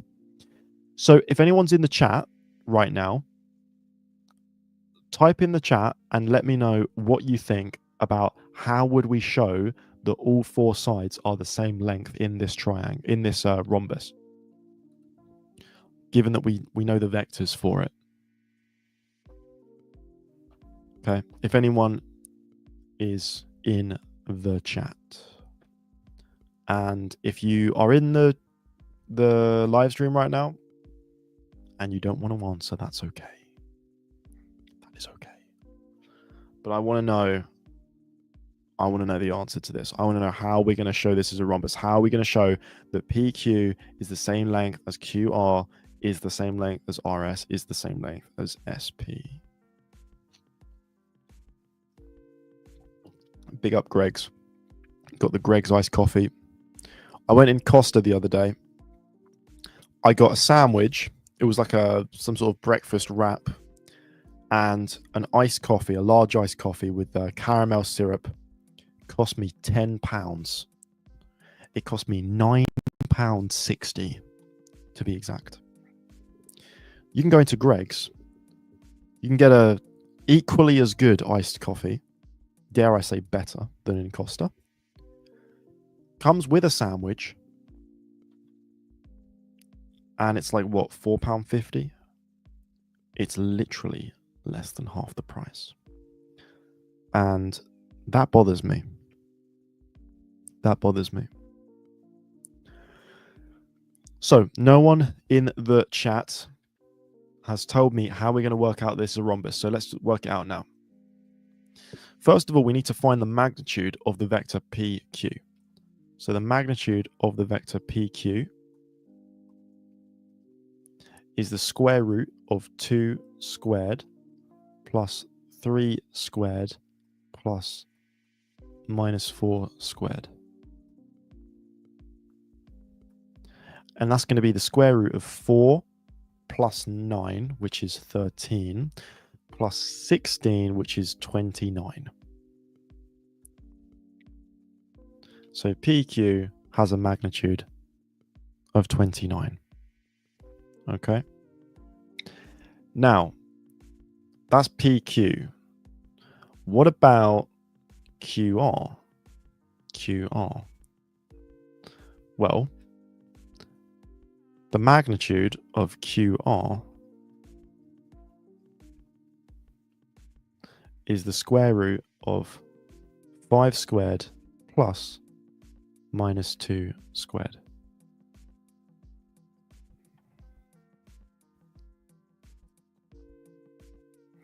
And that's going to be the square root of 25 plus 4. So again, 29. The square root of 29 for both of them. Now,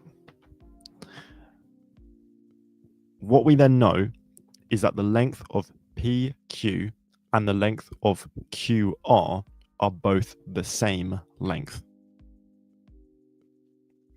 They are both the same length.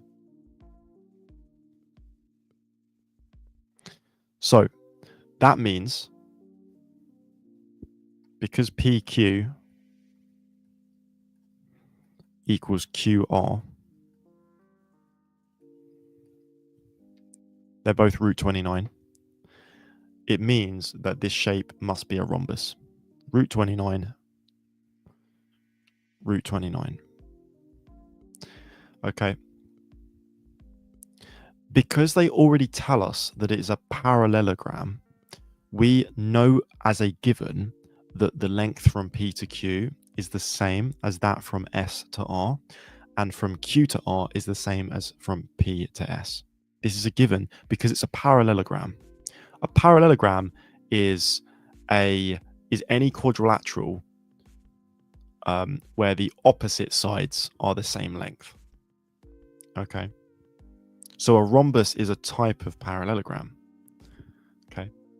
So that's enough to show that. So we just say PQ equals QR. I would say we know that PQRS is already a parallelogram.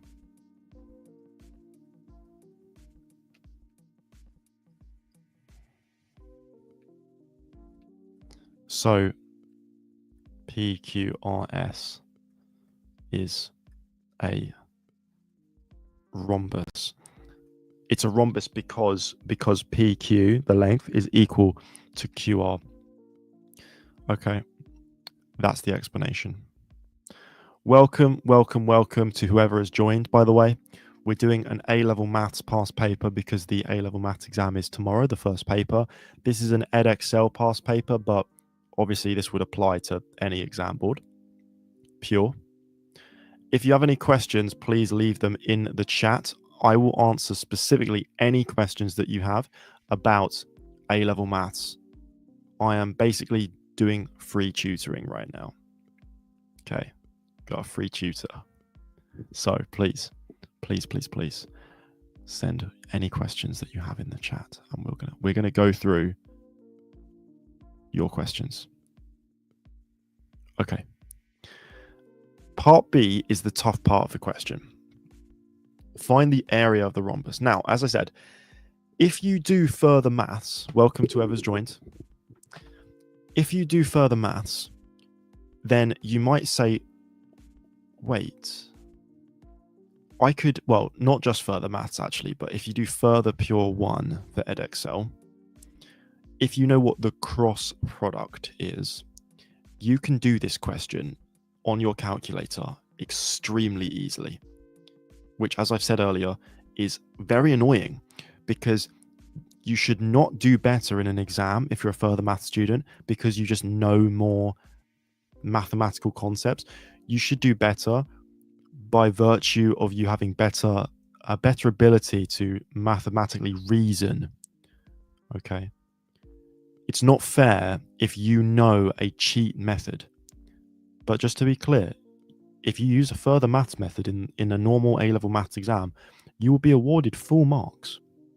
Don't mistake it. So this is a badly designed question. Okay, that's why I think that. There shouldn't be a question that becomes exponentially easier just because you've done a different course to other people. Okay, that's really not how it should work. It's not fair on normal A-level maths students. But that's the world we live in, guys. It's a cutthroat world. Anyway, let me get into this. We want to find the area of the rhombus. Okay. Now, this is what you do. Okay. Now, the way I'm going to explain it probably doesn't make it that hard. But let's just first of all write down what we actually know. We know that all of the sides are root 29. And we know that this angle here is the same as this angle here. So maybe I'll just call them both like X or something. And we also know that this angle here is the same as this angle here. And I could call both of those maybe Y or something like that. Y. Now that we know that, you might say, well, okay, what can we do? Maybe we should split it into 2 triangles.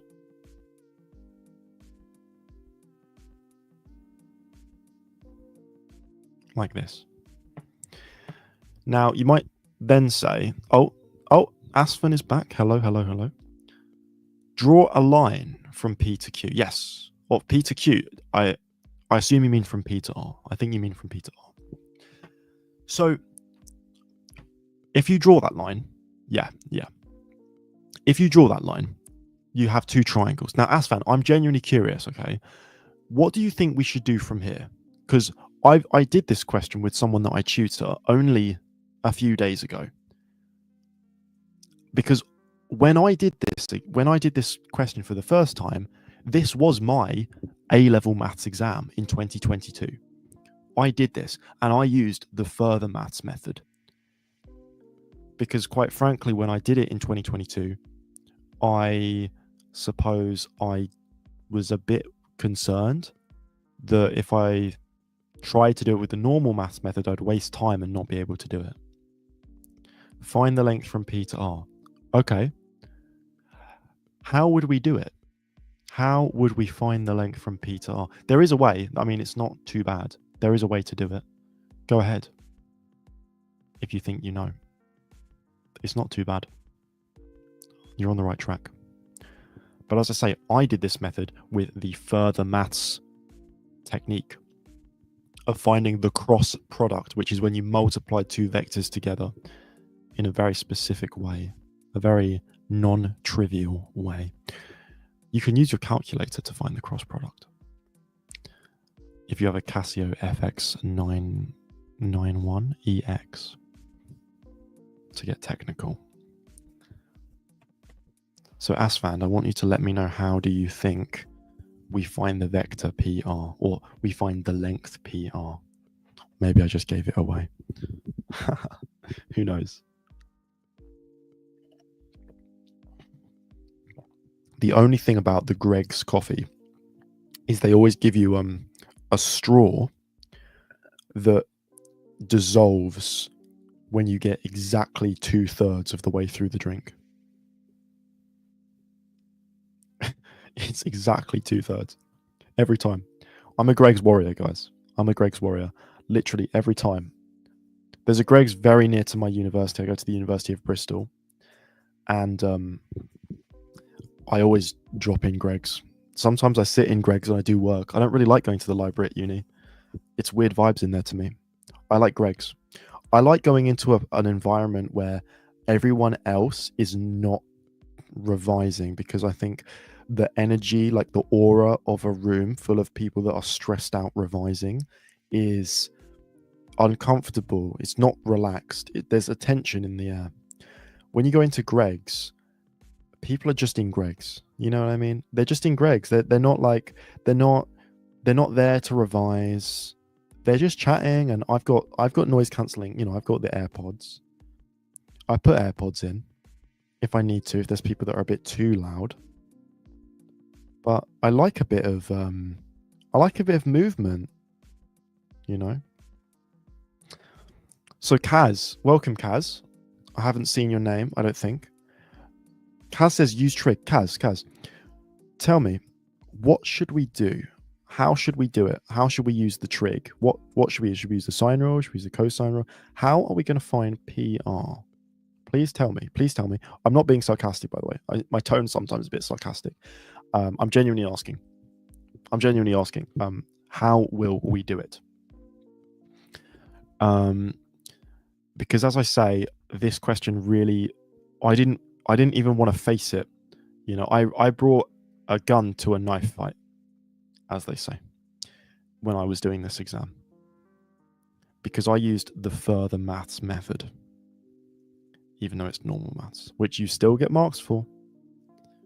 But I did not want to try and get in the weeds on this one and do it the proper way, because I was too tight for time when I did this paper, the 2022 Edexcel paper. I did not want to mess with it. So Kaz, we're waiting. How? And by the way, I don't want to pressure you. If you're doing any like working out right now, then please keep going. I'm not gonna. I want to see if you can get this. How will we go from P to R? That is the question. That is the question. And by the way, guys, I am, as I said to Yusuf, I am going to be doing another one of these the day before paper 2. Okay, paper 2, we're going to do another one, as long as everything's okay, because I'm actually moving house, my uni house, in a few days' time, on Friday, and we're going to have to set up the Wi-Fi. And I do have quite good unlimited data, but I'm a bit worried that I won't be able to have the Wi-Fi set up in time for a second one, but I will very much try my hardest. Okay, I'll very much try my hardest to be at that point where we can do a second one, because I'd quite like to do that. Just move the camera down a little bit. There we go. So Kaz says use trigonometry. Asfan says do the vector 5 minus 2 and then take away minus 2, 3, minus 4. Okay, So you are absolutely right, Asfand. You will notice that you actually to find PR, which would then be 3 minus 3, 2. Okay, good, Asfand. So Kaz, you will notice that the problem with trying to use the cosine rule or the sine rule is that we actually don't have enough information, because all we currently have, if we don't, evoke the vectors back in, is 2 lengths. And you could also say the fact that we know it's an isosceles triangle, but that's it. And that's not enough information. However, if we use vectors, it works out. Okay. So let's do that. Asfand, I'm going to check you're working, but I think that you're right. So we're going to go from P to Q. Now, listen, guys, or P to R. Some people forget how to do it. Some people get confused, like how do you add vectors, or how do you find one vector to another vector? This is how I do it. I say, I want to go from P to R. Okay, I want to go from P to R. I need to go from P to Q, and then from Q to R. So this time I'm going to add the vector PQ and QR together. Okay, so the vector from P to R is going to be the vector from P to Q. So 2, 3, minus 4, plus the vector from Q to R, which is 5, 0, minus 2. And that's going to give me 7, 3, minus 4 plus minus 2 is minus 6. Okay. Now, that's how it is done. So to get from P to R, you need to go from P to Q, which we already know, and then you need to go from Q to R. So we add them together. Add the magnitude for both and divide it by 2. Add the magnitude for both and divide it by 2. Oh, and you've said find QS as well. Okay, that's good. That's good. So first of all, Asfand, does it make sense that the vector PR is actually 7, 3, minus 6, as opposed to 3, minus 3, 2? Tell me if that makes sense.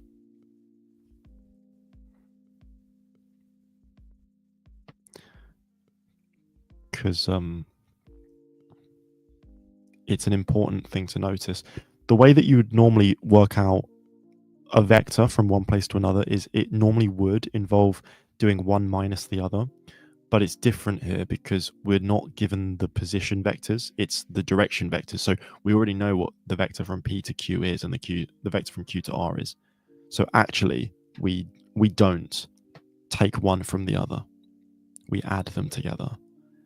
Asfand, does that make sense? Does that kind of make sense to you, why we would do that? Other than that, you're right, because you're actually right about the rest. You're correct.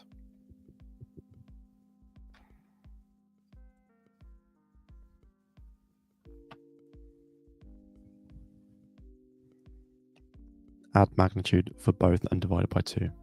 I'm learning how to use this stuff, guys. I'm displaying Asfand's comment, because he's absolutely right. Or she. I'm sorry, I don't know if that's a guy or a girl's name.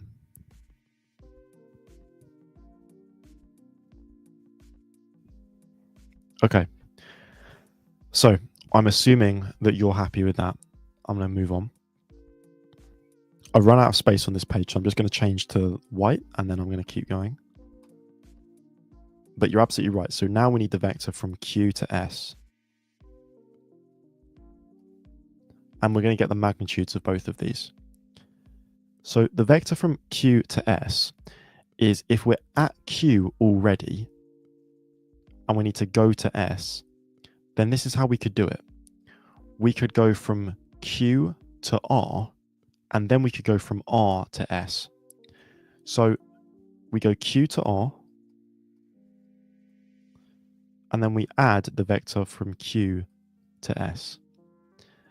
Now, oh, sorry, not from Q to S. That's me misspeaking and me miswriting. It's from R to S. Now, the vector from Q to R is given to us in the question. It's 5, 0, minus 2. And guys, you can probably tell by now, I'm quite a big fan of writing the vectors in column notation rather than in IJK. But obviously, you guys can do whatever you prefer. Of course, doesn't bother me. But I think it's nicer to write it in columns. I just think it's better. Now, the vector from R to S is actually the same as the vector from Q to P, but it's going in the wrong direction as from P to Q. So it's the same as the vector from P to Q, but as long as you put a minus sign in front, because you're going the wrong way. If you were going from R to S, it would be like when you play Mario Kart and you've got the little weird turtle thing that comes down in the cloud and he tells you you're going the wrong way. Okay. You're going the wrong way down the vector. If that's happening, you got to times that thing by -1. Okay. So in other words, I'm going to replace R to S with minus S to R. And then S to R is the same as P to Q. So this is minus P to Q. And this is the vector 2, 3, minus 4, which is the vector 3, minus 3, 2. Okay. So Q to S is the vector 3, minus 3, 2.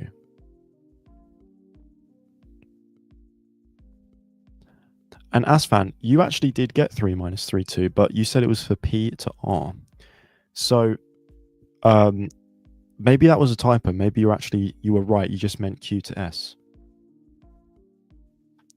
But you're there. Now listen, if anyone else has joined, I see that someone's joined. We're doing some A-level maths right now.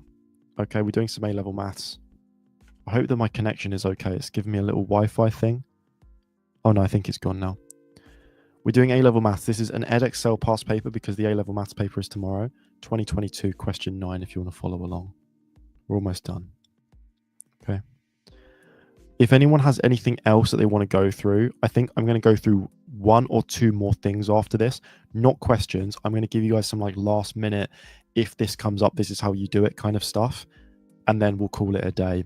And but please do, if you have any questions, let me know, because in theory I can go as long as you guys want me to, but obviously if no one is asking any more questions, then of course I don't know what to do. So I'll probably end it unless the questions keep coming. So guys, please keep the questions coming if you want this to continue, and we can do just that. Okay. So now we need to work out the vector from Q to S, the magnitude, and also the magnitude from P to R. So the magnitude of the vector from P to R is, where is P to R? Oh, is 7, 3, minus 6. So the square root of 7 squared plus 3 squared plus minus 6 squared. And I'm going to do this on a calculator because, to be honest with you, I don't know what that is. The square root of 7 squared plus 3 squared plus minus 6 squared. That ends up being the square root of 94. Asfand, have you got that as well? Hopefully. That's P to R. Then let's get Q to S, the magnitude of that. That's going to be the square root of 3 squared plus minus 3 squared plus 2 squared.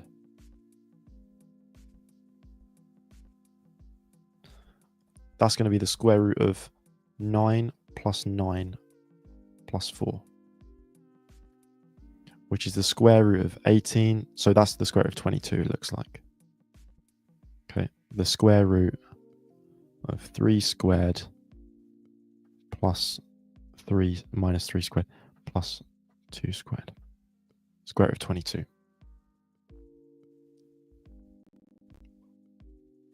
I'm assuming that you've got that as well, Asfand, and anyone else that's following along. So you think the final answer is root 517. Let's see what happens. So if we multiply these two together, root 22, root 500, what was it again? 94. We do get root 500 or 2 root 517. So Asfan, what are you saying? Or you don't think the final answer is root 517, or maybe you do. What should we do now that we have what QS magnitude is and PR magnitude is? What should we do with these? Are you saying that we should split it into like 2 triangles, and that can be the height of each triangle half? So we split it into 2 triangles. The base of both triangles are similar. They're actually identical. So the base PR, if I write this down, the base of the triangle PR has a length of root 94. The height of the triangle is 1/2 root 22. And that's using half base times height.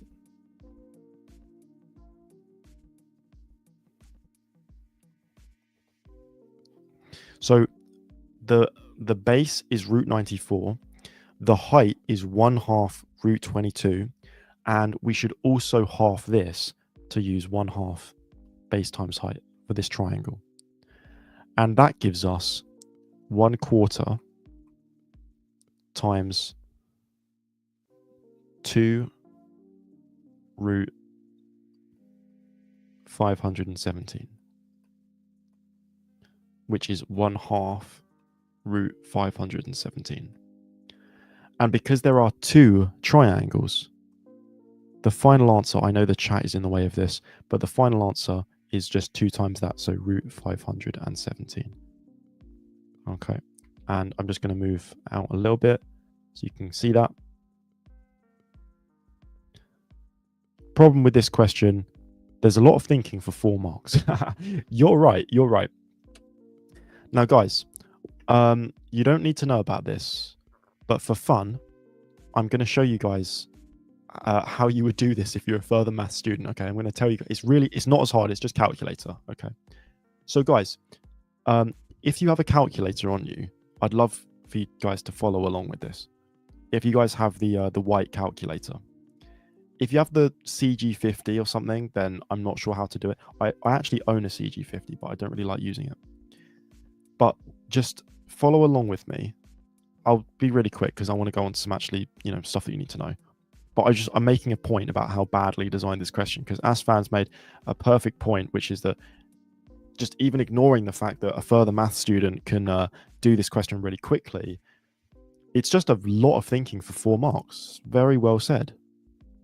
So if you guys go onto your CG50, or not your CG50, your FX991EX, if you press menu and then you go down to number 5, which is titled vector, and you press equals, it will let you define a vector. If you press the number 1 for vector A, it will ask you the vector dimension, and then you say 3 because we're dealing with 3D vectors. Then it gives you a prompt to fill in 3 points. And by the way, guys, just bearing in mind, if you do further maths, if you do the module that this is on further maths, you can do this lightning quick because you've done it a million times before. Just bear that in mind as well. So you're going to type in the vector for PQ, like just basically the 2 vectors in the question, okay? So the first one is PQ. So type in 2 equals 3 equals -4. So your vector A should say 2, 3, -4. Then you press opton, which is a button in the top left. And then it gives you 3 prompts: define vector, edit vector, vector calc. So press 1 again because you need to define a second vector. And this time press the number 2 for vector B. Again, it gives you it gives you a vector B dimension. You need to press 3 again. So it's a 3D vector. And this time type in the vector in the question QR. So 5 equals 0 equals -2.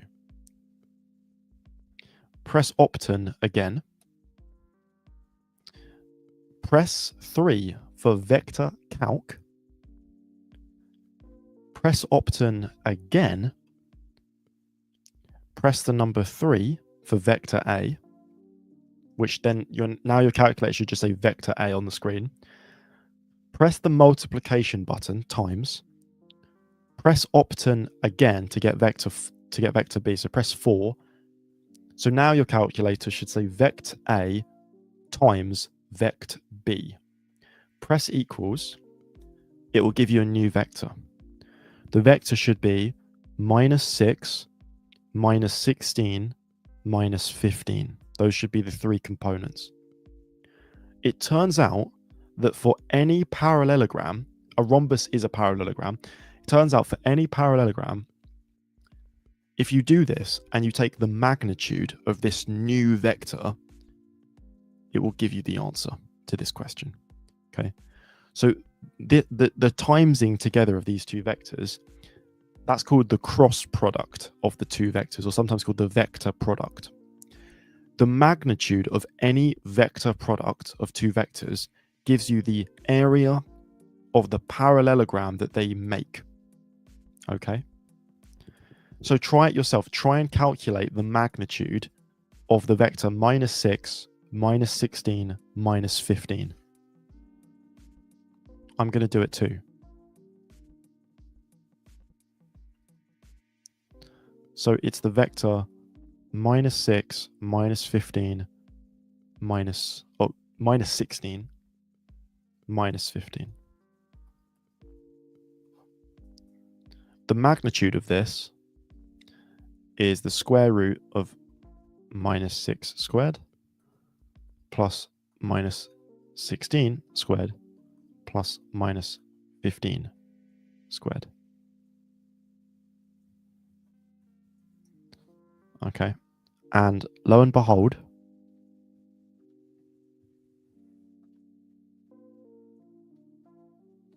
what do you get?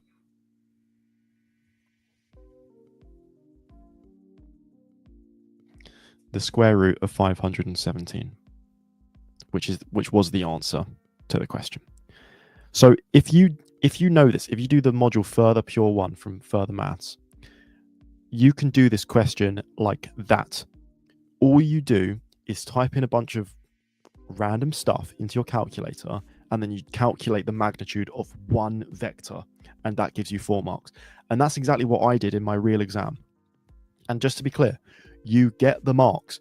If you use a method that's not on the course and you get it correct and it's mathematically sound, you will be awarded all of the marks.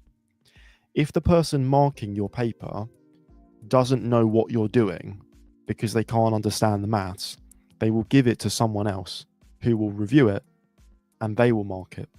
You will never lose marks for writing maths that is too complicated for the examiner to understand. Okay?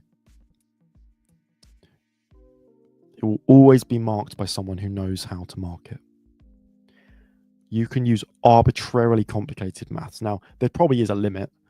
If you start using a bunch of maths that's like 5 years old because you're a PhD, right, and you invented the maths yourself, they're probably not going to be able to find someone who can do that, who can understand it.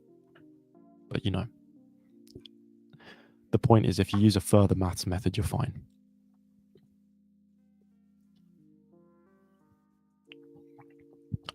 Okay. So guys, for anyone who is still here, I would like to ask if there is any particular topic that you would like to go through? Any particular topic that you would like to go through? Otherwise, I think I'm just going to go through. I'm going to go through 3 things. 2 of them are kind of related to each other on integration.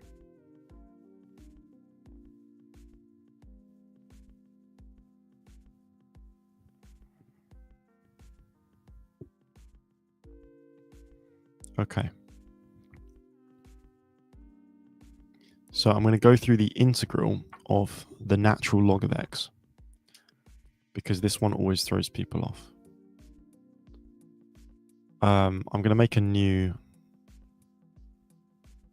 Can I make a new whiteboard? Da, da, da, da.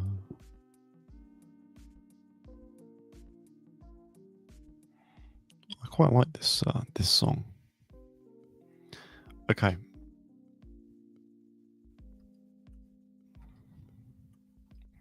Okay.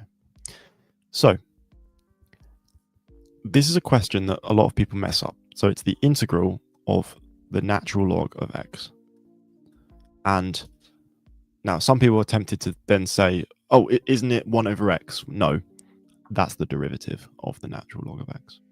We want to do the integral of the natural log of x. Okay. Now, how do you think we're going to do it?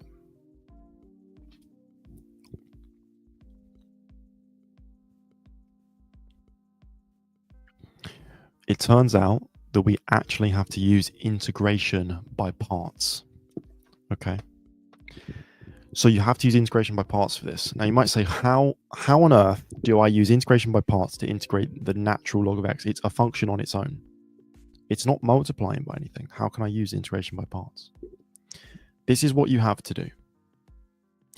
You have to treat this as the integral of 1 times the natural log of x. Which I know that's really weird, actually. You know, that is really weird that you have to do that. But you do. And this is the trick, because it really is a trick. You let u equal the natural log of x, and then you let dv dx equal 1.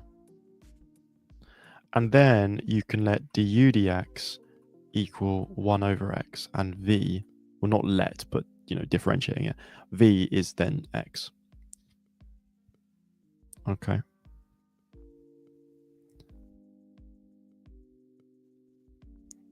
Apparently my connection is unstable. I hope that that's okay.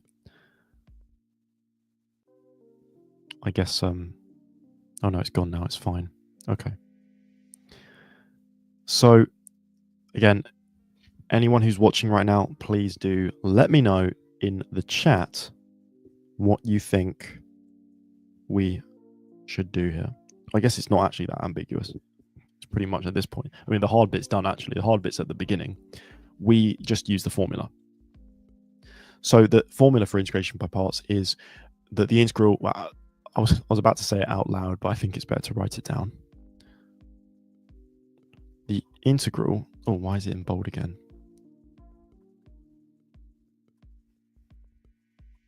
The integral of u times dv dx is equal to uv minus the integral of v times du dx.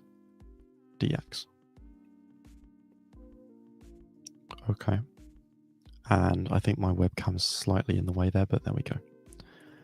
That's the formula for integration by parts. Now, just by using this formula in the context of this question, we have that this integral becomes uv, so x times the natural log of x, minus the integral of v times du dx, so x over x, which is actually just the number 1, dx. And then this ends up being equal to x times the natural log of x minus the integral of 1, which is just x, plus c. Okay. And so that's the answer. So that tells us that the integral of the natural log of x dx is x times the natural log of x minus x plus c, which is pretty cool. And you could differentiate this by the product rule if you want to go backwards. The last thing that I'm going to talk about here before we end is probably the integral of arcsine and arctan, or inverse sine and inverse tan. Okay.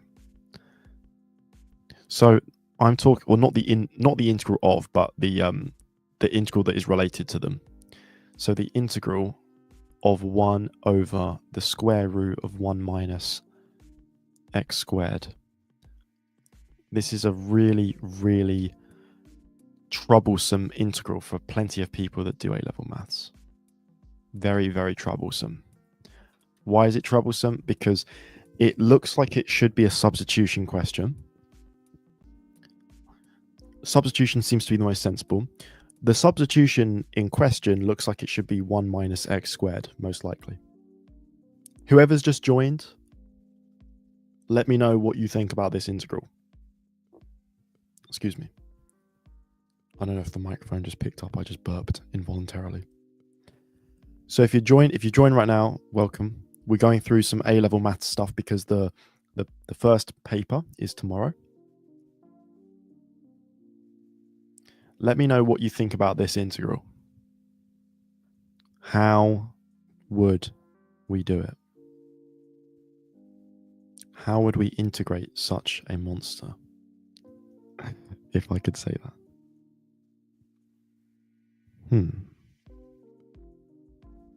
Let me know if you vibe with the music as well. Well, it looks like they didn't because they left.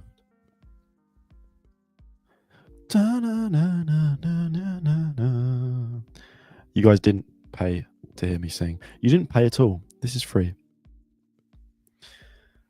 I wonder if I could... I might just do something because I don't think anyone's actually here. If you're watching this on record, then... well, I'm not going to apologize, but I will ask you to maybe brace yourself. I think we should just... Can I... if I go on YouTube... They can't ban me for watching my own YouTube video, can they? No. No. I just want you guys to experience this. Someone is here. So, you came for a bit of maths stuff. I'm going to show you some maths. Okay, we're going to be watching Keep It Real, the music video. Okay. This is maths rock / rap, okay? I'm going to react to my own music. And then we're going to finish the question, then we're going to end the stream. But I've really enjoyed myself, actually. So I'm going to mute that. I'm going to present. I'm going to share my screen. I'm going to present this page here.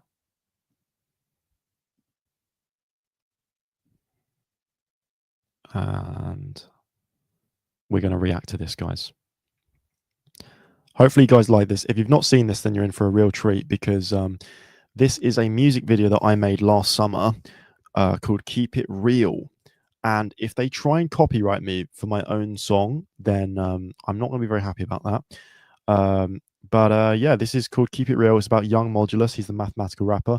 We're going to check it out and then we're going to go back. So if you're joining right now and you're confused, then stay confused because this is iconic. Hopefully it's not too loud though. I think it's going to be really loud. Good morning. Breaking. I think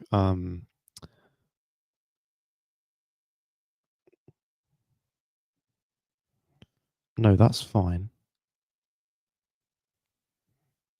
News. Today marks exactly 6 months since the highly influential and world-famous mathematical rapper Young Modulus was last sighted in public. I don't know if This that's coming is a out. dark time Can you for guys the hear maths this? rap community.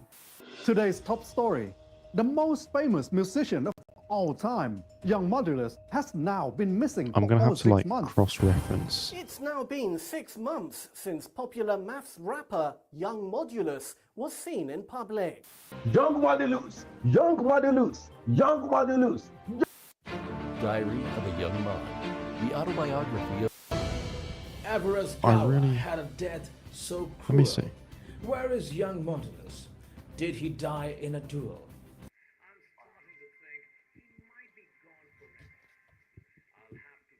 No, it seems like it's working fine.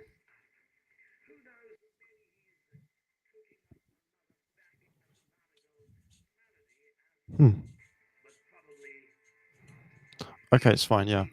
Anyway, I'm going to be quiet and I'm just going to let you guys enjoy this. So, again, this is me. This is me last summer. We've got another song coming in soon as well, but I'll stay quiet.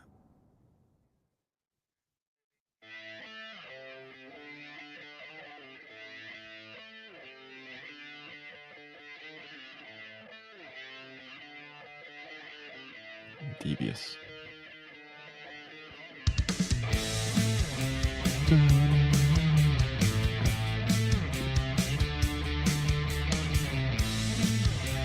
We filmed this in Cardiff, in a millionaire's house.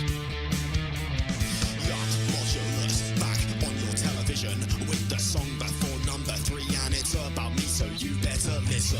Everest, Skywalker, Young Mod, far, but what's coming at you next is coming fast, and it's about me a lot.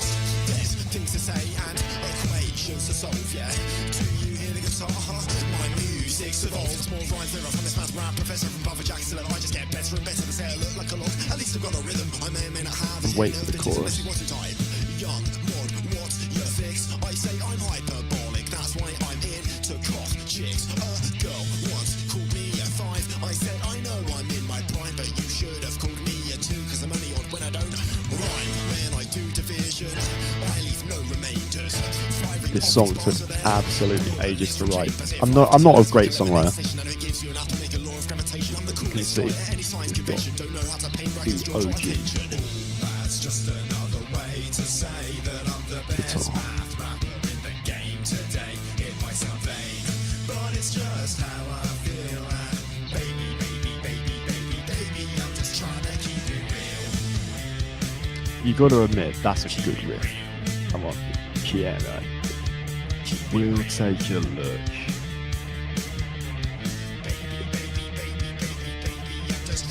I'm like a fortune cookie that never cracked and was never wrong. I'm playing every single instrument on this entire song.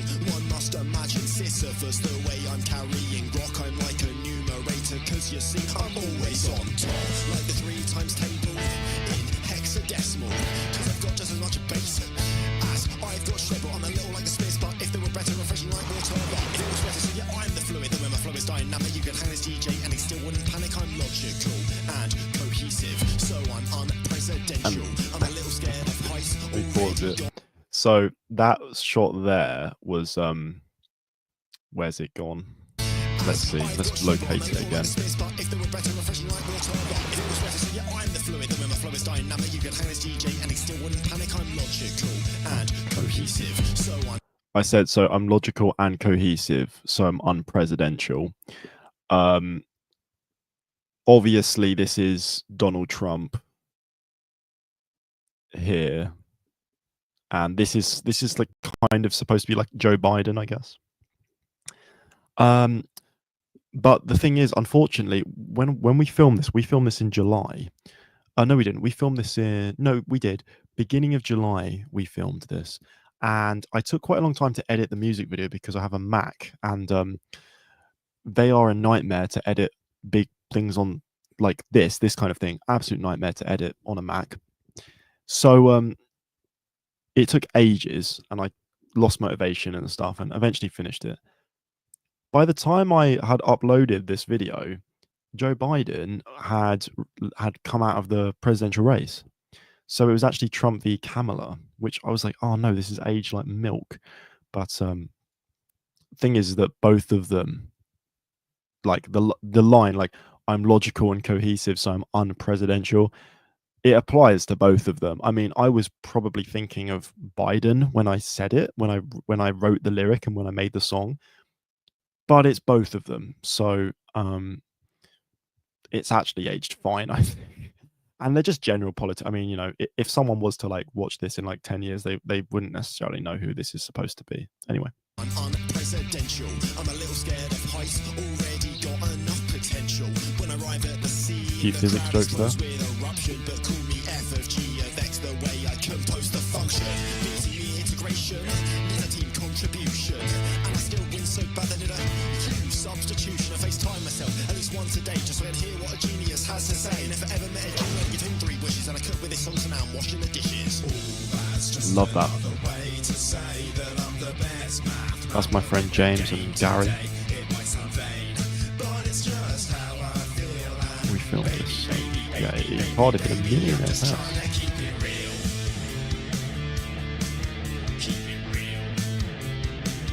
He's playing a mathematician called Everest Galois from my previous music video. If you're like, who's this guy in the like the 1800s costume?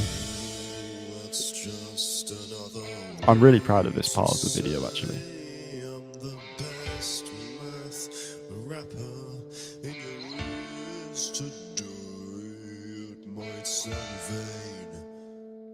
It was quite hard to film it though because I'm singing and playing out of time. Tough to film. There's a lot of cutting, convenient cutting where I like couldn't sing and play in the correct timing. So some good timings.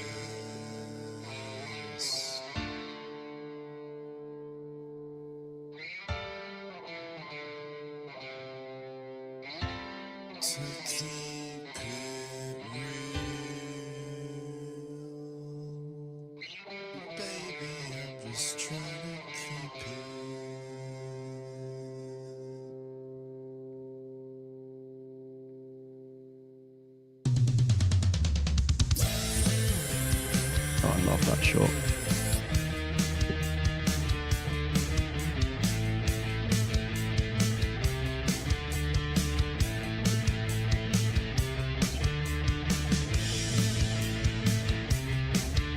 Yeah, what a blast this was.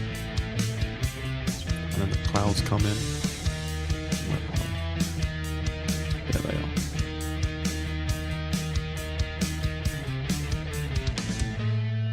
Yeah, really fun. Really fun. And then there's another one. So I think maybe at the end of the next live stream, we'll play the first one, the first music video, and yeah, go from there. But I've got a new music video coming out. Well, after I film it, I haven't filmed it yet, about the mathematician Sophie Germain. Sophie Germain, another French mathematician from the Industrial Revolution. Not the most influential mathematician of all time. Even among mathematicians, she's kind of like a C-list mathematician probably, but she's remarkable because, of course, she's a woman, and we all know that, you know, different opportunities were awarded to women. You know, women exist, guys. Like, have you seen that the Logan Paul thing where he's like, I don't want to come off like a douche, but women have it really hard. Like, but no, in a serious note, she did have it harder than other male mathematicians, and she's a really interesting story. The way that she actually studied mathematics, kind of behind the back of everyone. Her parents didn't let her study it; they believed that it was for men. Maths was for men, which is obviously fundamentally wrong. So she studied mathematics in her dad's library. I guess he had maths books. He was really rich, so he probably had all sorts of books. She studied mathematics there, and she then went to a really, really influential, really important institution in France in the Industrial Revolution called École Polytechnique, which, honestly, name any French mathematician from like the 1800s or the late 1700s was at that university. It was crazy. I mean, You've got everyone. Poisson. You've got Cauchy, Lagrange, Navier, Sophie Germain studied there, but she had to impersonate a man to do it. So she called herself M. LeBlanc, Mr. M. LeBlanc, or like Monsieur LeBlanc, or something like that. And she identified as a man. She wasn't like there with a fake moustache and stuff in lectures, but she was using the university's resources, public resources, and studying. And she was in communication with actually Lagrange, who is one of the most influential mathematicians and physicists of all time. Lagrange is an A-lister to me. And she's communicating with him. He thinks that she's actually a man. He asks to meet her because he thinks that her work is so remarkable that it's worth meeting in person. And she shows up there as a woman, worried that Lagrange is going to freak out, ban her from the university, get her in trouble. And he's like completely fine with it. He's chill. He doesn't care. And I think that's great. So all of this will be in the music video. But it's cool. It's a really good song, I think. It's really cool. Well, I'm very tempted to play a little bit, but I won't. Yeah, it's cool. The song is just called Sophie Germain. It's a great song. I really like it. So anyway, that's enough of that. Let's finish off going back to that was a bit of a random tangent. Let's go back to what we were actually here for. Where are we? Sharing my screen. Welcome, whoever's joined. Welcome. We're about to go through an integration question. So we're going to share screen. We're going to go to Microsoft Whiteboard. Okay. Here's our integration question. So if you're you're gone. But if you are a student of A-level maths, then indeed you may need, why did that rhyme? To look at this. So we're going to run through this. Now, as I said earlier, as I said, whatever it was 15 minutes ago or more, you may look at this and go, well, I think I should do a substitution. I think I should do the substitution 1 minus x squared equals u. But it turns out that's wrong. What also is wrong? X squared. No. Another one that's wrong. The square root of 1 minus x squared. Also wrong. So you might say, what on earth is a substitution? Well, you wouldn't guess it in a million years unless you've already seen the question, or if you're a genius, maybe. Which, whoever came up with this substitution, I actually don't know, probably is a genius, probably was. So the substitution that you use, believe it or not, is actually that you should let x equal sine u. Okay. You might say, what? You might say, what? Well, it turns out that you do need to do that. And you'll see why it all comes into place. This substitution is actually not just a great one. It's so good that it will turn the entire integrand, the thing that you're integrating, into the number one. The number one. You can't get a better substitution than that. So we're going to be doing the integral of 1 over the square root of 1 minus sine squared u. Now you might say, well, this is terrible. This is really terrible. But actually, it's not. Because this is the thing that makes it easier. The dx turning into a function times du is what makes this really nice. If you just join the live stream, we're doing an integral because it's the A-level maths first paper tomorrow. So we're doing our last minute revision. If you have any questions for A-level maths, ask them in the comments. Okay. Continuing on with the question. To find dx in terms of du, we can do dx du, which is cos u, which means that dx is just cos u du. So we've got cos u du. Cool. Now, here's the thing. This is nice. You might say, oh, this looks really gross. No, actually, it's nice. Because, guys, we can use a trig identity to simplify this. Okay. So remember that cos squared of anything plus sine squared of anything is always equal to 1. Which means that cos squared of u, for example, is 1 minus sine squared of u. Okay. Now, if we square root both sides of this, then we just get that cos u is equal to the square root of 1 minus sine squared u. Like that. Okay. Now, you might say, wait. What about the plus or minus? What if cos u is plus or minus?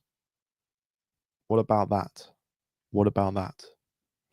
Well, guys, it turns out for a slightly complicated reason, you actually don't need the plus or minus to be there. And I've just realized it's so quiet. Let me turn my my vibes music back on, just nice and quietly. I like this. Maybe let's go.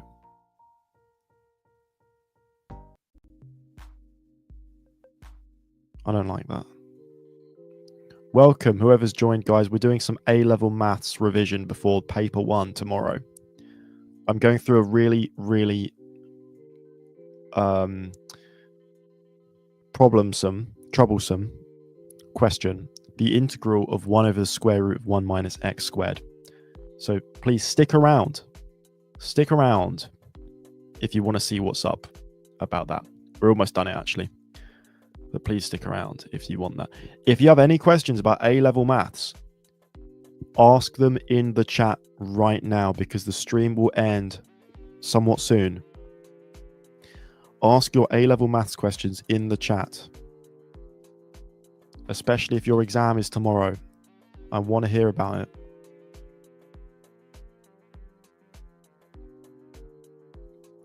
Okay, now, why can we say that cos u is the square root of 1 minus sine squared u and not plus or minus?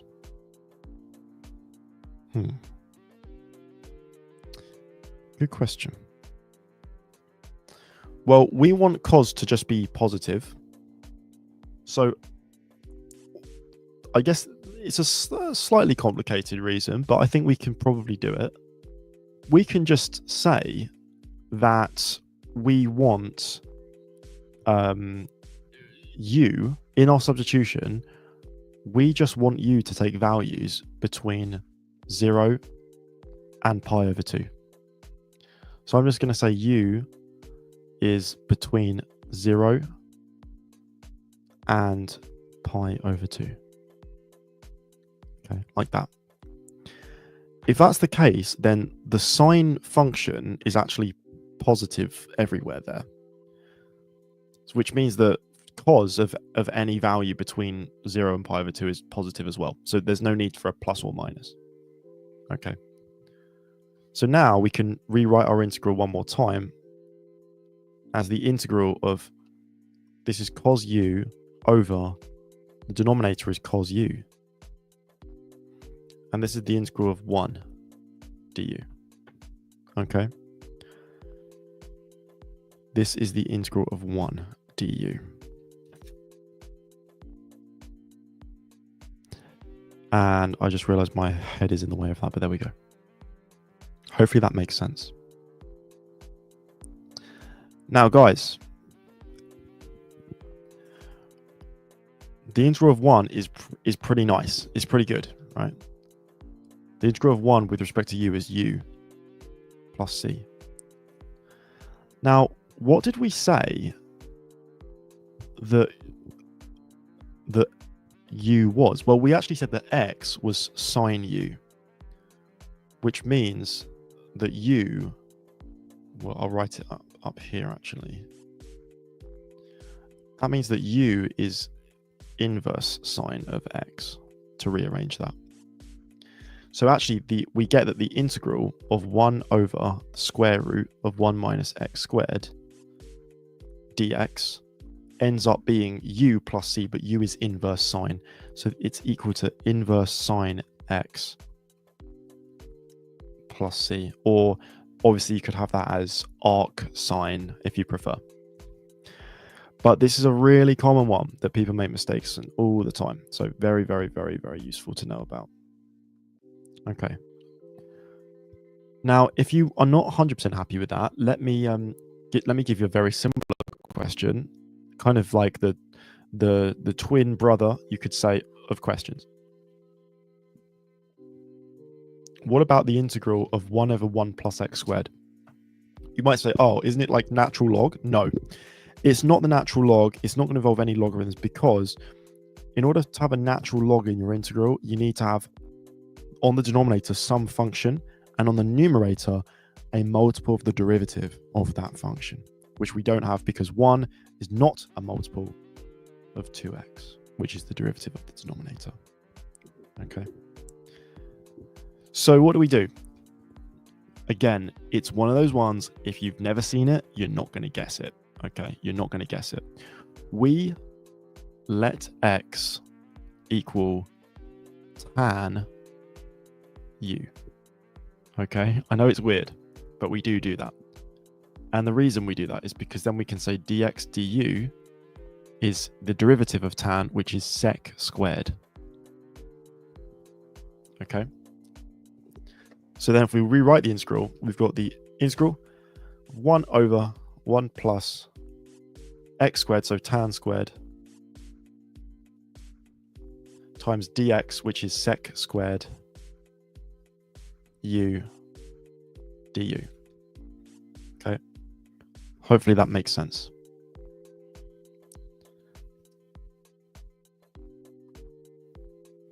Now, using a trig identity, we can really, really simplify this.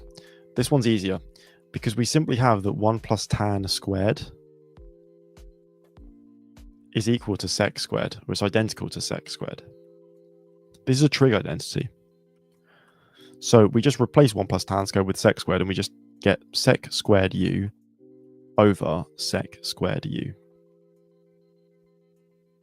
which is again the integral of 1 du, which integrates to u plus c. And u, this time, because x is tan u is inverse tan or arc tan of x. Okay.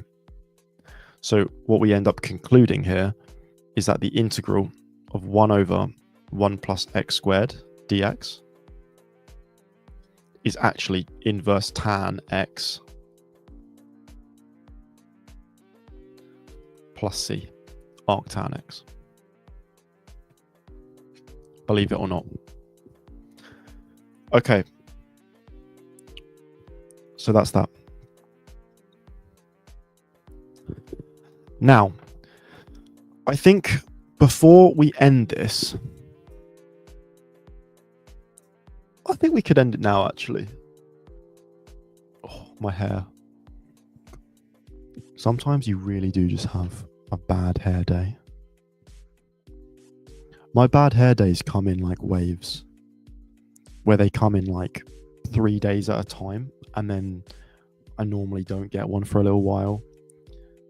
But my thing is with my hair is like I get very bad dry scalp, and I have to use this special shampoo that like gets rid of all the dry skin. But then it makes your hair like, I mean, obviously when you use shampoo, it makes your hair so dry and without oil that it looks very thin, and that's not good. So then, like, especially if it's windy, your hair is blowing all over the place. It's terrible. So I like a bit of grease in my hair, of course. You know, give it its flow, give it its shape and stuff like that. But the problem is that if I let it go without shampoo for really any amount of time, it's bad news for me, because I get a very dry scalp and it gets itchy and all that stuff. Anyway, guys, I really, really appreciate everyone who has joined over the course of the 3 hours. I genuinely really, really appreciate it. I will do another one of these before the second paper. Okay. And I think for the maybe for the next one, I'll make it a bit more general. Like, you guys can just ask me anything, any maths questions that you have, but I'll just prioritize the A-level ones. Okay. But thank you guys so much for watching and joining me and chilling out with me. I really appreciate it. And I hope that I helped a few people with their last minute revision and stuff. And yeah, I'm very, very appreciative for all the love. It's really nice. I think it says here somewhere that we've got like 100 and something viewers. Like, I'd have to check it again. But over the stream, yeah, over the stream, we've had 145 unique viewers. So obviously, I'm super, super, super appreciative of that, and I'm really looking forward to doing more live streams because I think these are really fun, and it's not the same as just doing videos. So yeah, guys, thank you so much for watching. I highly appreciate it, as always. And I'll see you in the next epic, inexorable video. Cheers, guys. And I think I can set a little outro, so I'm going to do that now.